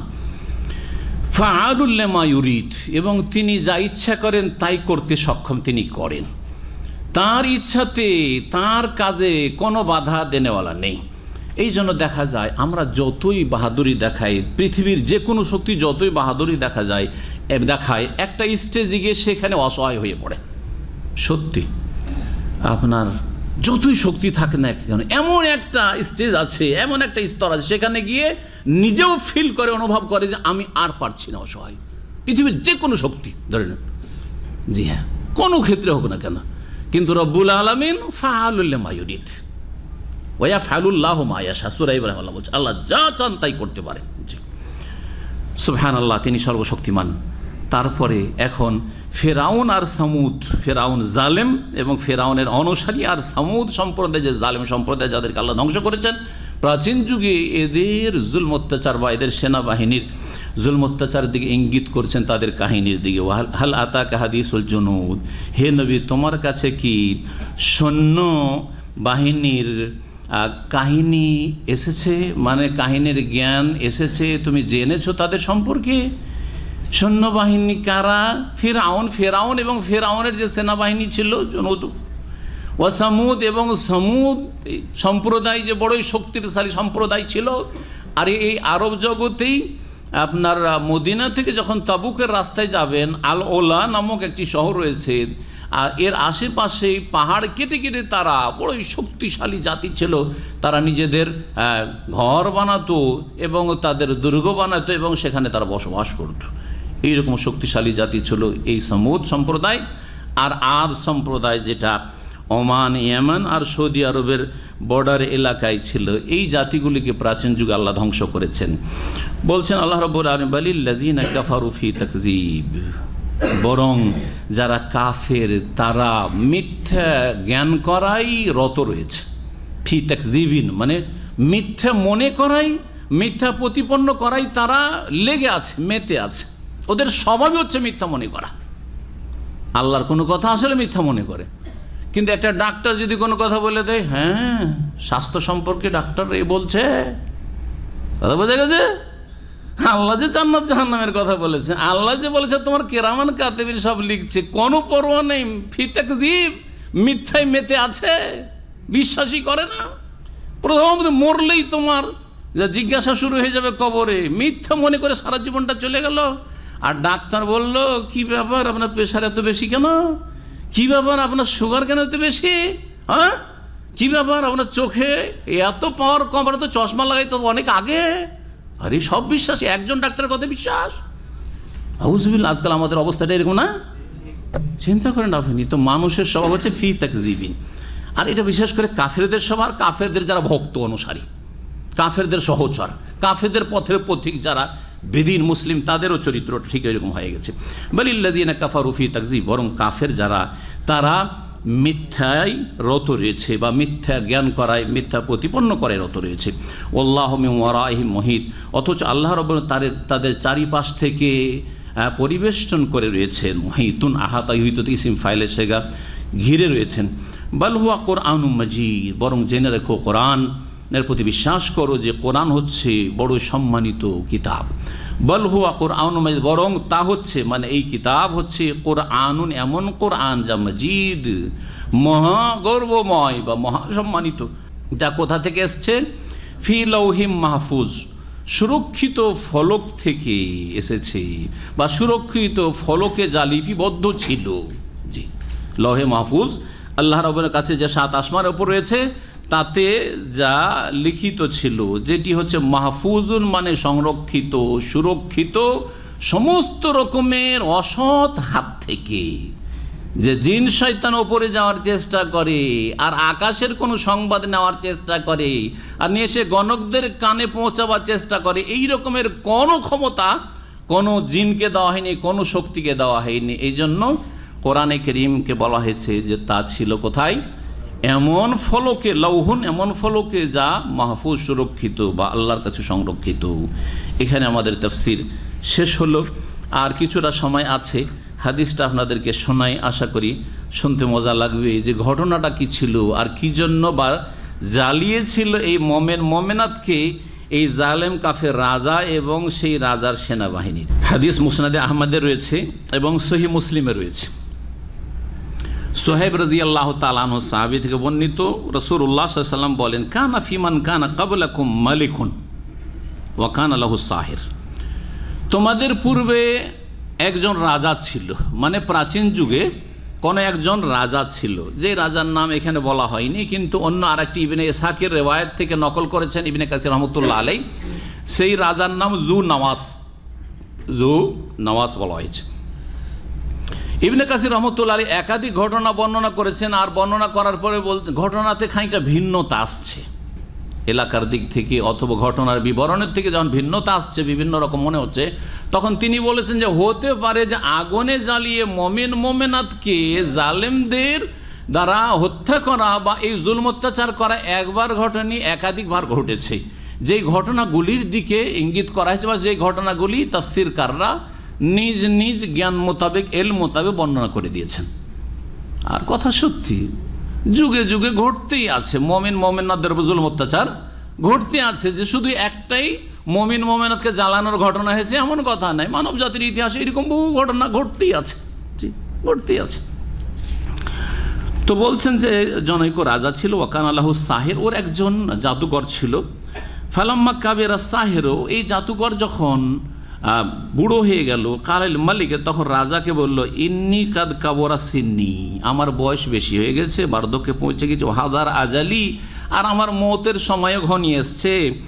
ফাদফাই এলাইয়া গোলামান, তো আমাকে একজন বালক দেন, যেই বালক লে ওয়াল্লেমাহু সিহর, তাকে কিছু জাদু শিখেতি। এই গোলাম, এই বালক বড় হয়ে বড় জাদুকর হবে, আমার স্থলাভিষিক্ত হয়ে আপনার কাজে আসবে, আপনার দেশ পরিচয় রাষ্ট্র পরিচালনায় কাজে আসবে।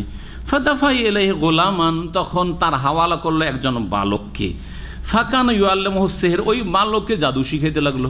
বালককে কি করলো? জাদু শিখাতে লাগলো। কে? ওই যে রাজার জাদুকর। ওয়াকান বাইনা সাহির ও বাইনাল মালিকের রাহেবুন, ওই জাদুকরের কাছে যখন শিক্ষা লাভ করার জন্য যেত ওই বালক, রাস্তাতে একজন ধর্মযাজক পেয়েছিল, রাহেব, হ্যাঁ খ্রিস্টান ধর্মযাজক, ঈসাই ধর্মযাজক পেয়েছিল, যে নিজের উপাসনালয়ে ইবাদত বন্দিগিতে মগ্ন থাকত। ফাতাল গোলাম আলার রাহেব, একদিন ওই বালক যেতে যেতে ওই রাস্তা দিয়ে ও পাশ দিয়ে যাচ্ছে, সেই ধর্মযাজক যে রাহেব রয়েছে, পুরোহিত, তার ইবাদতখানা বা উপাসনালয়ের পাশ দিয়ে যাচ্ছে। ফাসামিয়া মিন কালামিহি, তার কথাগুলি একটু শুনলো, কি গুনগুন গুনগুন করে বলছে আর কি শুনে দেখি একটু। ফাজাবাহু নাহবাহু ওয়া কালামাহু, তার কথাবার্তা একটু পছন্দ লাগলো। বালকটা ভালোই তো বলছে, হ্যাঁ ভালোই তো লাগছে কথাগুলি শুনে। ওয়াকানি যা আতা সাহেরা জারাবাহু ওয়াকালামা হাবাসাক, এইরকম শুনতে শুনতে রাস্তা দেরি করে দিত, মাঝখানে তো রাস্তাতে কি করতো, শুনতে শুনতে দেরি করে দিত। ওইদিকে যাচ্ছে কোথায়? তার পাঠশালায়, ওই জাদুকরের কাছে জাদু শিখতে যাচ্ছে, লেট হয়ে যাচ্ছে। জি, অনেক আমরা ছোটোকালে, আজকাল করে কি করে না যায় না, কিন্তু আমাদের যুগে এটা খুব হইতো। ছেলেরা তো পড়তে চাইতো না, তাই না? তখন করতো কি, আমরা স্কুলে অনেক দূর হেঁটে যেতে হইতো, তো হেঁটে গিয়ে অনেক খারাপ ছেলে যারা ওইরকম দুষ্ট ছেলে, ওই বাগানে গুলি খেলা চলছে, অথবা আম বাগান আছে, আমটাম খাবে, বসে থেকে গেল, বসে থেকে 2-4 ঘন্টা কাটিয়ে যখন ছুটির সময় হলো বাড়ি ফিরে চলে আসলো। কিরে কেমন পড়া হলো? ভালো পড়াইছে, স্কুলে যাইনি। সুবহানাল্লাহ, বহু কাহিনী আছে আমাদের সাথী সঙ্গী, প্রাইমারিতে আমরা লেখাপড়া করেছি। জি, যখন এই জাদুকরের কাছে আসতো এই বালক দাঁড়াবো, তখন ওকে মারধর করতো। ওয়াকালামা হাবাসাকা, কি কারণে তোমার দেরি হলো, কোথায় তোমার বাধা ছিল? ভাইজা আতা আহলাহু দারাবুহু, বাড়ি আসতে যখন ফিরে আসতো ওইখানে গিয়ে আবার ওই পুরোহিতের কাছে ওখানে লেট করতো, বাড়ি আসতে লেট হইতো। আর এর আগে তো আগে বাড়ি চলে আসতো, এত লেট করে বাড়ি আসতো, তখন বাড়িতে এসে বাপ মায়ের কাছে মার খেত। যখন বাড়িতে আসতো দেরি করে, তখন তার পরিবারের লোকেরা বাপ মায়ের দিত দারাবুহু ওয়াকালু মাহাবাসা, কি ব্যাপার এত দেরি করে কেন আসো? ফাসাকা যালিকা ইলা রাহিব, এই দুদিকে মার খেতে হয়। ফেরার পথে যদি আসে দেরি করে, তো বাপ মার কাছে মার খেতে হয়। যাওয়ার পথে ওই জাদুকর কাছে শিখতে যায় পাঠশালায়, তখন যদি দেরি করে তো ওস্তাদের কাছে মার খেতে হয়। করবেটা কি? তখন ওই পুরোহিতের কাছে অভিযোগ করলো যে আমি তো ডেলি মার খাই, এরকম ফাকাল ইজা আরাদা সাহির আইয়াদের বাগা, যখন জাদুকর তোমাকে মারতে চাইবে তখন বলবে হাবাসানি আহলি, আমার বাড়িতে দেরি হয়ে গেছে, বাপ মা একটু কাজ কামে ব্যস্ত করে দিয়েছিল, জন্য দেরি হয়ে গেছে। ওয়াইজা আরাদা আহলুকা আইয়াদরিবুক, আর যখন তোমার বাপ মা দেরি দেখে মারতে শুরু করবে বা মারতে চাইবে, ফাকুল তখন বলে হাবাসানি সাহির, ও জাদুকর আজকে বেশি পড়া দিয়েছে, ওই জন্য দেরি হয়ে গেছে।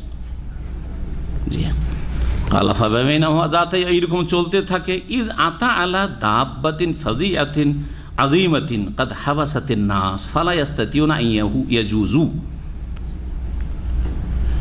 এইরকম চলতেই থাকে। চলতে হঠাৎ করে একটা জন্তু, মানে হিংস্র জন্তু রাস্তার ওপর পড়ে আছে, বসে আছে রাস্তা ঘিরে, মানুষের চলাচলের ওই একটাই রাস্তা, আর মানুষ এদিক থেকে ওই দিকেও যেতে পারে না, ওই দিক থেকে এদিকেও আসতে পারে না, ভয়ে মহাবিপদ।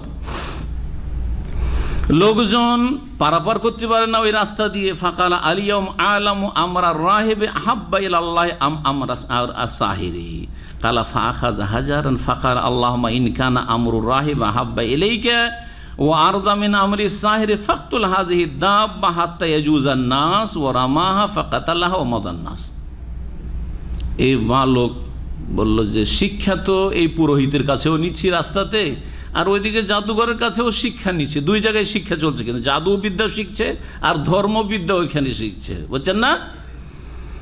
সে বলল যে মানুষ তো পারাপার করতে পারে না, রাস্তায় এই হিংস্র জন্তু বসে আছে, আজকে পরীক্ষা করব কে বেশি আল্লাহর কাছে প্রিয় আর কে সত্যবাদী, কোনটা শিক্ষা হচ্ছে ভালো আর কোনটা মন্দ পরীক্ষা করব। তারপরে সে একটা পাথর হাতে নিল, আর পাথর নিয়ে বলল আল্লাহুম্মা, হে আল্লাহ, ইনকান আমরুর রাহিবে আহাব্বা ইলাইকা, যদি এই পুরোহিতের এই ধর্ম বা তার বিষয়টি যদি তোমার কাছে প্রিয় হয়, ওয়া আরদা মিন আমরি সাহির, আর জাদুঘরের চাইতে বেশি তোমার কাছে সন্তোষজনক হয়, ফাকতুল হাযিহি দাব্বা, তাহলে এই ওসিলাতে এর মাধ্যমে এই বলে আমি দোয়া করছি আল্লাহ, এই জন্তুটিকে তুমি এই পাথর দিয়ে হত্যা করে দাও, হাত্তা ইয়াজুজান নাস, যাতে করে লোকজন পারাপার করতে পারে, চলতে পারে। ওরা মাহা, তারপরে পাথরটা ছুঁড়ে মারল, ফাকাতালাহা, সাথে সাথে জন্তুটি মরে গেল, জন্তুটা মরে গেল। ও মাজান নাস, লোকেরা তখন তাদের চলাচল শুরু হয়ে গেল নরমালি। এই বিপদ দূর করে দিল জনগণের, এলাকাবাসী। ফা আখবার আর রাহেবা বিযালিক, এটা ঘটছে তখনও জানে না পুরোহিত। তারপরে পুরোহিতের কাছে আসছে যে আজকে রাস্তায় এরকম ঘটনা ঘটেছিল, ঘটনা যা শুনলেন বর্ণনা করলো। শোনার পরে বলছে এই বনাইয়া, হে বৎস শোনো, আনতা আফদালু মিন্নি, এখন তুমি আমার চেয়ে শ্রেষ্ঠ হয়ে গেছো, আমার চেয়েও তুমি শ্রেষ্ঠ হয়ে গেছো, তুমি কিছু শিখে নিয়েছো। ওয়াইন্নাকা সাতুবতাল, আর মানুষ যখন সিনিয়র হয়, শ্রেষ্ঠ হয়, তখন তার উপর বালা মুসিবত আসতে লাগে, বিপদ আপদ। যত মানুষ বড় হয় তার উপর ঝড়ও বেশি লাগে, ঠিক না? বড় গাছে বা ঝড় লাগে না, ঠিক ওই রকমই। জি, আমাকে এক সাধারণ মানুষ ইমাম আহমদ রহমতুল্লাহ আলাইহিকে যখন জালেম মুতাজিলি রাজাতে যখন কি করেছিল, জেলে রেখেছিল, তখন এক চোরে সান্ত্বনা দিয়েছিল, এরকম একটা কাহিনী আছে। চোরে কি করেছিল? সান্ত্বনা দিয়েছিল, জি, যে দেখেন ইমাম, আমি চুরি করে জেলে এসেছি, আমি অপরাধী, আপনি কোনো অপরাধ করে জেলে আসেন নাই, আর আপনার দিকে গোটা ইরাকবাসী তাকিয়ে আছে, আপনি যদি বলে দেন এ গুমরাহি কথা যে কোরআন মাখলুক, তো গোটা মুসলিম উম্মত গুমরাহ হয়ে যাবে। এই যে আব্বাসী খেলাফতির যত বড় আয়তন রয়েছে, এই খেলাফতের সবাই গুমরাহ হয়ে যায়। আরে ইমাম আহমদ যখন মাখলুক বলছে, তো আর কার কথা ঠিক হইতে পারে? এটাই ঠিক, আপনার দিকে সবাই তাকিয়ে আছে। সান্ত্বনা, সুতরাং আপনারও বালা মুসিবত এসছে, ধৈর্য ধারণ করুন। কে বলছে? চোরেও তালিম দিচ্ছে, চোরে উপদেশ দিচ্ছে। আমাকে এক ভাই একসময় উপদেশ, খুব গালটাল দিত বেদাতিরা, আর দিতেই আছে এখনও, কিন্তু অনেক আগে, প্রথম যখন গাল শুরু হয়, প্রথম গাল যখন শুরু হয় 10-15 বছর আগে, তখন আমাদের একজন সিনিয়র খুব মুরব্বী, এখন চলে গেছেন, বলছেন শেখ, মহিলাদেরকে বাচ্চা নিলে প্রসব বেদনা বরদাস্ত করতে হয়। কি বুঝলেন? মহিলারা যদি বলে আমি বাচ্চা নেব বিয়ে শাদির পরে, আর পেটে যেন প্রসব বেদনার সময়, বাচ্চা ভূমিষ্ঠ হওয়ার সময় আমার কি হয় না, বেদনা ব্যথা না হয়তো বাচ্চা হবে, বাচ্চা হবে না। এটা অসম্ভব কথা যে প্রসব বেদনা হবে না আর বাচ্চা হয়ে যাবে, না হলে আরো মারাত্মক হবে, সিজার হবে, ঠিক না? তো এই কথা বলে আমাকে এই একটা কথা আমাকে অনেক সান্ত্বনা দিয়েছিল, যদি ইসলামের কিছু করতে হয় খেদমত, তাহলে কী করতে হবে? গাল খেতে হবে, গাল খেতে হবে। জি হ্যাঁ, যেমন বাচ্চা যদি নিতে হয়, হ্যাঁ, ছেলে মেয়ের মা হইতে হয়, তাহলে প্রসব বেদনা বরদাস্ত করতে হবে। জি জি। তো এই কথাই বলছেন এখানে, এই পুরোহিত বলছেন ওয়াইন্নাকা সাতুবতালা, তোমার ওপর বালা মুসিবত আসবে। এখন ফাইন উবতুলিতা ফালা তাদুল্লা আলাইহি, দেখো তোমার ওপর যদি বিপদ আপদ শুরু হয়, কাফের ওই রাজা, সে রাজা জুলম অত্যাচার করতে পারে, তোমার পরিবারও সব কুফরিত আছে, তারাও জুলম অত্যাচার করতে পারে, আর সেহের সাহের যা জুলম অত্যাচার করতে পারে। যদি তোমার ওপর জুলম অত্যাচার শুরু হয়ে যায়, তো আমার কথা বলিও না যে আমাকে অমুক গুরু ওস্তাদ শিখিয়েছে, আমার সম্পর্কে বলিও না। জি হ্যাঁ, কেন? কারণ এখান থেকে কিছু আলো জ্যোতি বেরোচ্ছে, কিছু শিখছে। হ্যাঁ, আসলটাই শেষ হয়ে যাবে, আসলটাই শেষ হয়ে যাবে, বোঝা গেছে? জি হ্যাঁ। ফাকান আল গোলাম ইউবরিউল আকমাহা ওয়াল আবরাস ওয়া সাইরাল আদওয়াই ওয়াইশফিহিম, ধীরে ধীরে বালক কি করতে লাগলো, এই পুরোহিতের কাছ থেকে দিনের কথা শিখে আর দোয়া কালাম শিখে সে জন্মান্ধদেরকে আর কুষ্ঠ রোগীকে আর সমস্ত রকমের রোগ আর রোগীকে কি করলো, ঝাড়ফুঁক করে ভালো করা শুরু করলো। আর তার হাতে আল্লাহ শেফা দিলেন, সব ভালো হয়ে যাচ্ছে, যাকে ফুঁক দেয় কিছু পড়ে ভালো হয়ে যায়, জন্মান্ধ আকমা ভালো হয়ে যায়। জি হ্যাঁ, আবরাস শ্বেত রোগ বা কুষ্ঠ রোগী ভালো হয়ে যায়। ওয়াকান আলিল মালিকে জালিসুন ফামিয়া, একদিনের ঘটনা, রাজার এক সহচর ছিল বা তার একজন সদস্য, সংসদ সদস্য ছিল জালিস, সে অন্ধ হয়ে যায়, সে অন্ধ হয়ে যায়, একজন বড় নেতা অন্ধ হয়ে যাচ্ছে ক্যাবিনেটের। ফাসামিয়া বেহি, শুনতে পেয়েছে যে অন্ধ মানুষকে একটা বালকে ভালো করছে, চলে এসছে। ফাতা হবে হাদায়া কাসিরা, পয়সাওয়ালা তো নেতা, একজন মন্ত্রী, সে অনেক হাদিয়া উপঢৌকন গিফট নিয়ে এসছে। ফাকাল ইসফেনি ওয়ালাকা মা হোনা আজমা, আমার রোগটা ভালো করে দাও, আমার চোখটা ভালো করে দাও, তুমি দৃষ্টিশক্তি ফিরিয়ে নিয়ে আসো, তুমি চিকিৎসা করে যা নিয়ে এসে সব তোমার, তোমাকে হাদিয়া দেওয়ার জন্য। ফাকাল মা আনা আশফি আহাদান, আমি কাউকে শেফা দিতে পারি না, আমি কারো রোগ ভালো করতে পারি না। ইন্নামা ইয়াশফিল্লাহু আযজা ওয়া জাল্লা, মহান আল্লাহ ভালো করেন, আমি কিছুই করি না, আমি কিছুই করতে পারি না, আমি কিছু দোয়া পড়ে হয়তো ফোক দিই, আমার কোনো ক্ষমতা নেই। ফাইন আমানতা বিহি, সুযোগ, এই যে দাওয়াতের সুযোগ, কেমন করে দাওয়াত পৌঁছাইতে হবে, রাজার কাছে দাওয়াত পৌঁছাইতে হবে, রাজার ক্যাবিনেটের সদস্যদের দাওয়াত পৌঁছাইতে হবে। এখন নেতাদের কাছে কেমন করে দাওয়াত, হিকমাত। যে বলছেন আপনি যদি সে আল্লাহর প্রতি ঈমান নিয়ে চলে আসেন, দাওয়াতুল্লাহ, তবে আল্লাহর কাছে আমি দোয়া করে আপনাকে দম করে দেবো, ফাঁসা ফাঁকা আল্লাহ আপনাকে আরোগ্য দান করবেন। ফামানা, তখন ওই মন্ত্রী ঈমান নিয়ে আসলো, ঠিক আছে, আল্লাহর প্রতি বিশ্বাস করলাম। ফাদা আল্লাহ, আল্লাহর কাছে ছেলেটি দোয়া করলো, ফাঁসাফাও ভালো হয়ে গেল। জি হ্যাঁ, রাজ দরবারের এক নেতা ভালো হয়ে গেল।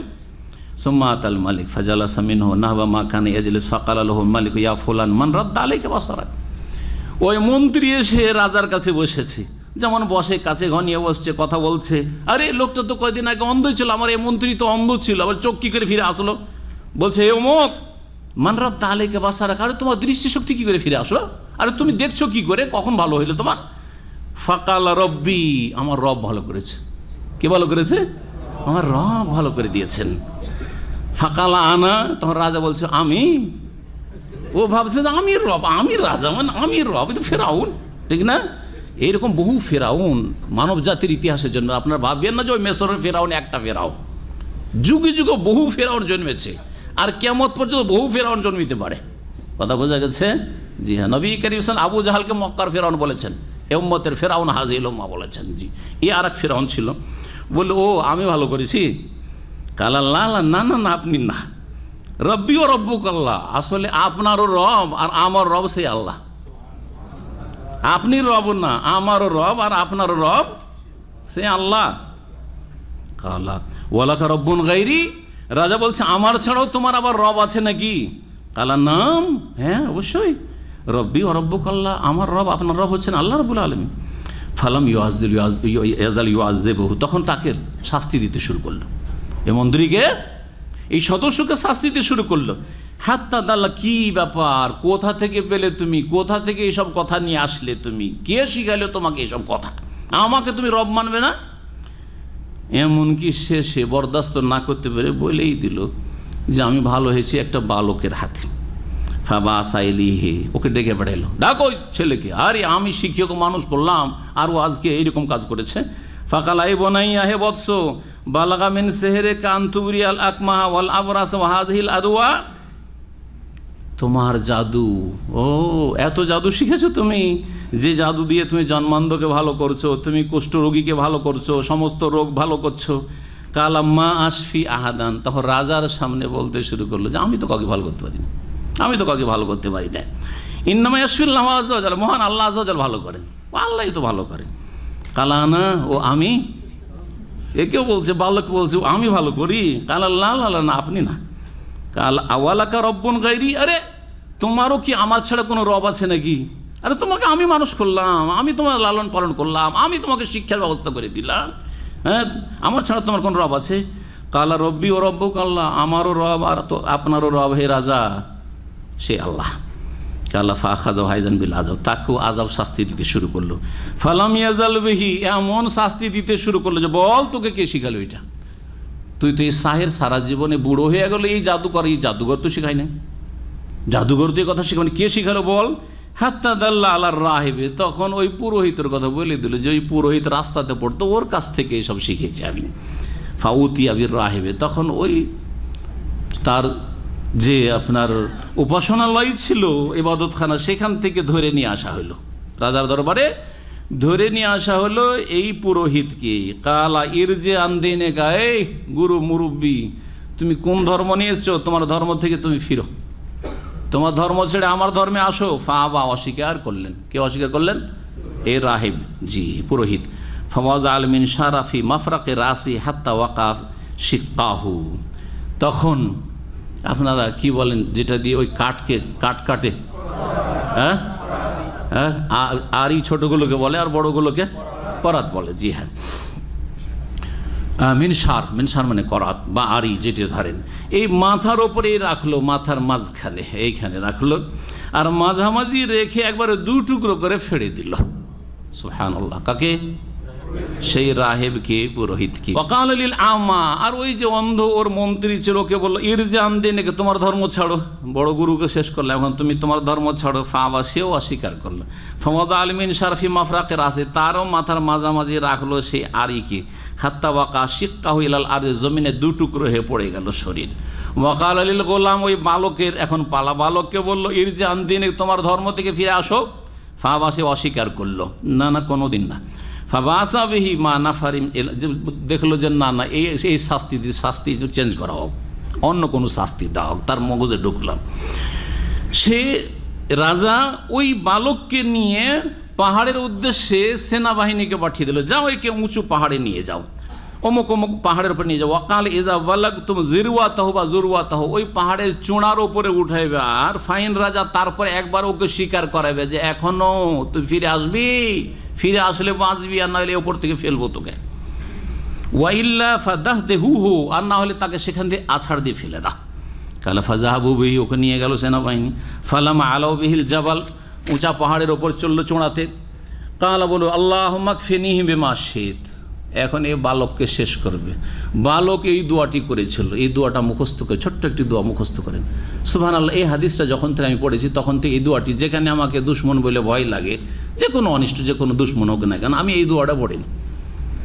একটা দোয়া হচ্ছে আল্লাহুম্মা ইন্না নাজআলুকা ফি নুহুরিহিম ওয়া নাউযু বিকা মিন শুরুরিহিম। যে কোনো জায়গায় আপনাকে ভয় লাগছে যে আমার ক্ষতি করতে পারে, কথা বুঝতে পারছেন না, বা এর অনিষ্ট বলে আমার ভয় যে ক্ষতি হতে পারে এখানে আবার, বা আমার কোনো খারাপই করার চেষ্টা করতে পারে, আপনি এই দোয়াগুলি পড়েন। একটা দোয়া তো বললাম যে এই দোয়া আপনাদের অনেকের হয়তো জানা আছে, কিন্তু আমল করবেন।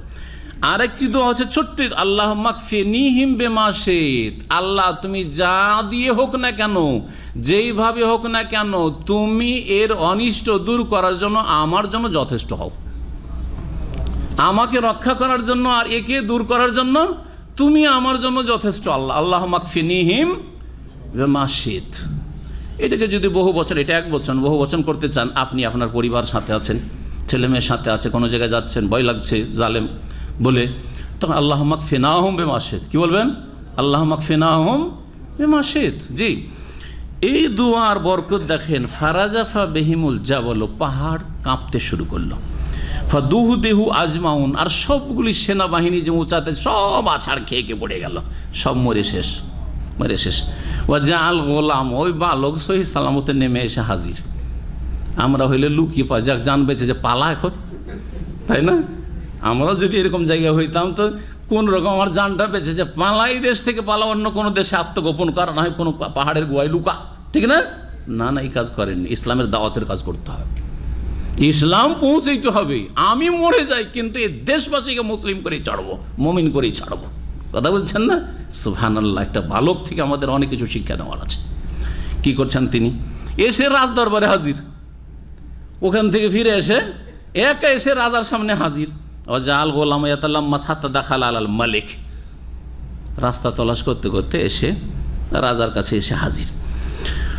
ফাকালা, রাজা বলছে, মা ফাল আসহাবুকা, তোমার সঙ্গীরা কোথায়? মানে সেনাবাহিনী জাল্লাদ যে, তারা কোথায়?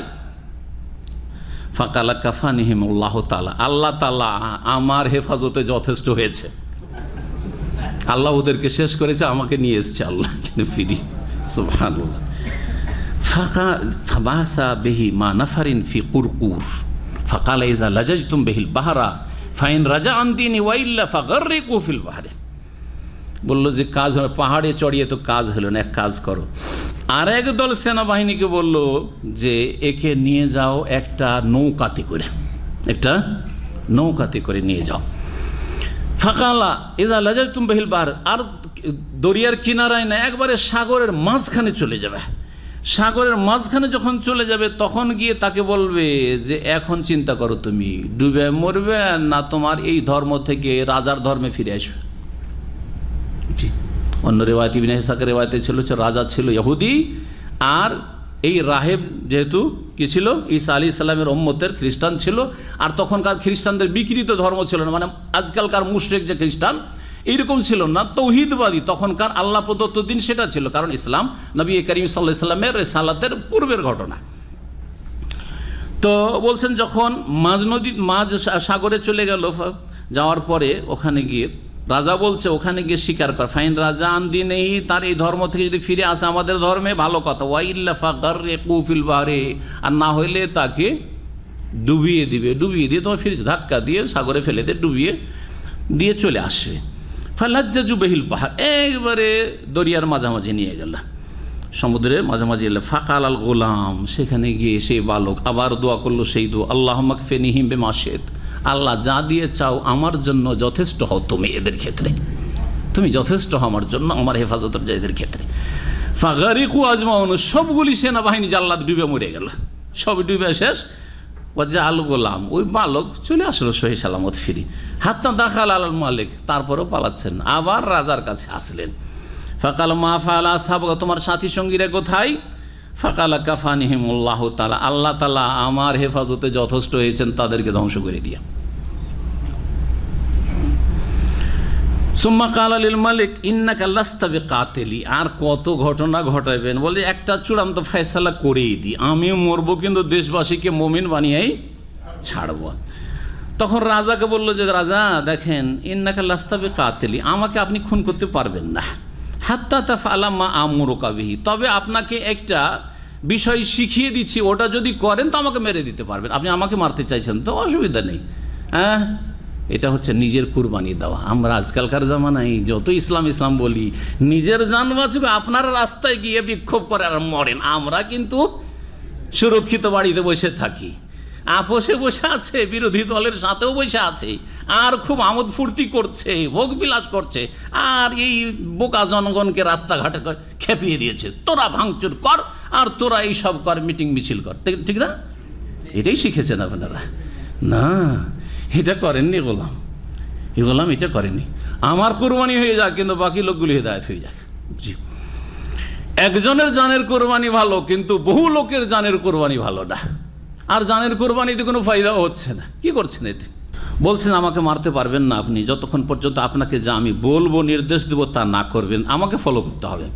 ফাইনান্তা ফালতা মা আমরুকা বিহি কাতালতানি, আমার দিক নির্দেশনা মতো আমি যেমনটা বলবো তেমনটা যদি করেন তাহলে আপনি আমাকে হত্যা করতে পারবেন, ওয়া ইল্লা ফাইন্নাকা লা তাস্তাতিউ কাতলি, আর না হইলে কখনো আপনি আমাকে খুন করতে পারবেন না, কখনো আমাকে মারতে পারবেন না আপনি। কালা ওমা হুয়া, সেটা কি বলো, কিভাবে তোমাকে মারতে পারি আমি?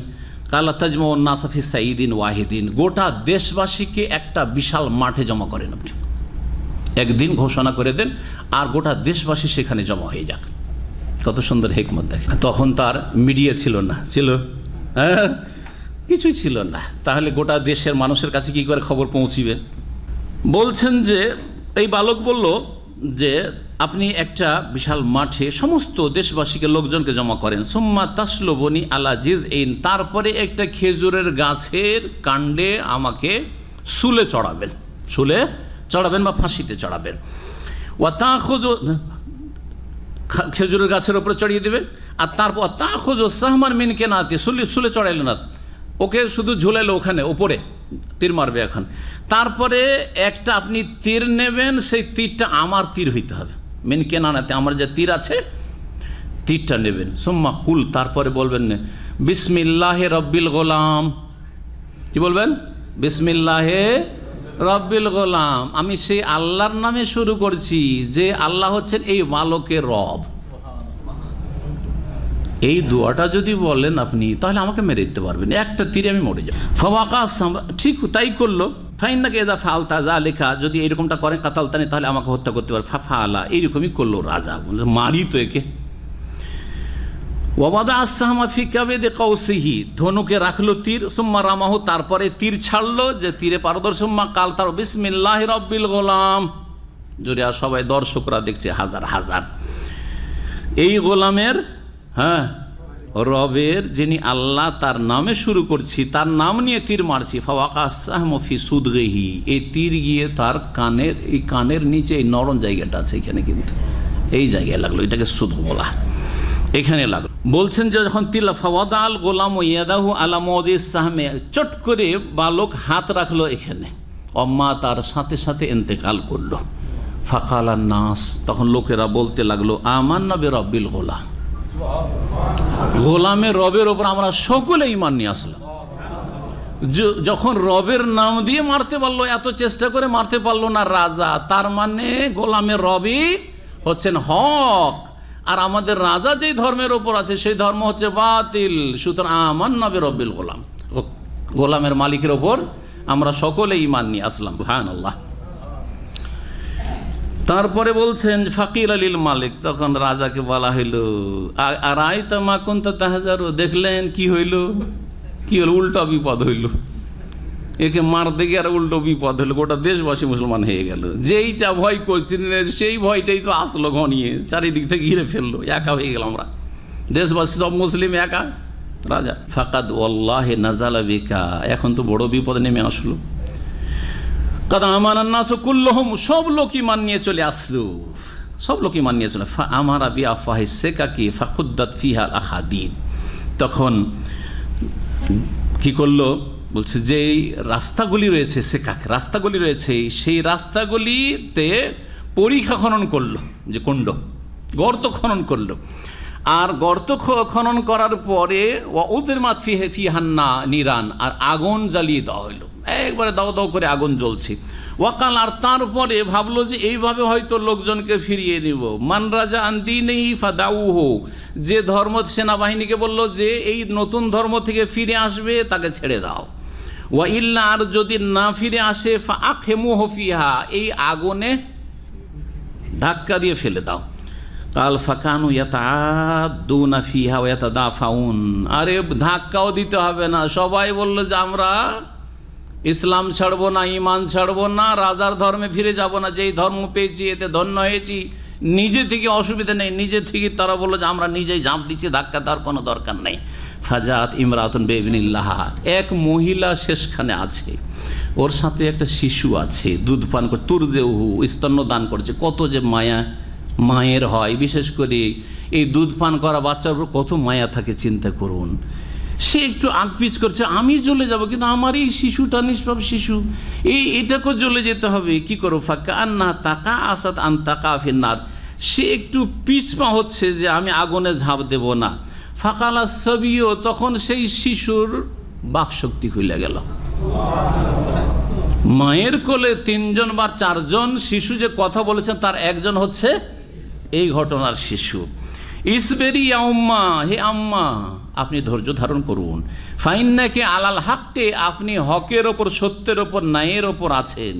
ওয়াহা কাজা রাওয়াহু মুসলিমুন ফি আখিরিস সাহি, এইভাবে ইমাম মুসলিম রাহমাতুল্লাহি আলাইহি হাদিসটিকে বর্ণনা করেছেন। এখানে আজকের আলোচনা শেষ করছি, আর ইনশাআল্লাহ তাআলা আগামী সপ্তাহে সূরা আলা তাফসীর হবে, তার সাথে যদি আর কিছু প্রয়োজনীয় কথা থাকে তো বর্ণনা করব। আর কিছু ঘটনা একটু ভিন্নভাবে বর্ণনা করেছে, এটা ইয়ামানের ঘটনা এবং সেই রাজা জু নামাজ ছিল, আল্লাহ ভালো জানেন। আর হলে একাধিক ঘটনা হবে, এতে আশা করি আমাদের তাফসীর সম্পূর্ণ হবে সূরা বুরুজের। আল্লাহ যেন আমাদেরকে উপকারী ইলম শেখার তৌফিক দান করেন, ভালো আমল করার তৌফিক দান করেন, ঈমানের উপর অটল থাকার তৌফিক দান করেন, সমস্ত রকমের ফিতনা থেকে আল্লাহ যেন বাঁচিয়ে রাখেন, ঈমান আমলের হেফাজতের তৌফিক দান করেন। আল্লাহ জান্নাতের পথের পথিক হয়ে সর্বদা চলার তৌফিক দান করে। সাল্লাল্লাহু আলাইহি ওয়া সাল্লাম মুহাম্মদ ওয়া আলা আলিহি ওয়া সাহবিহি আজমাইন।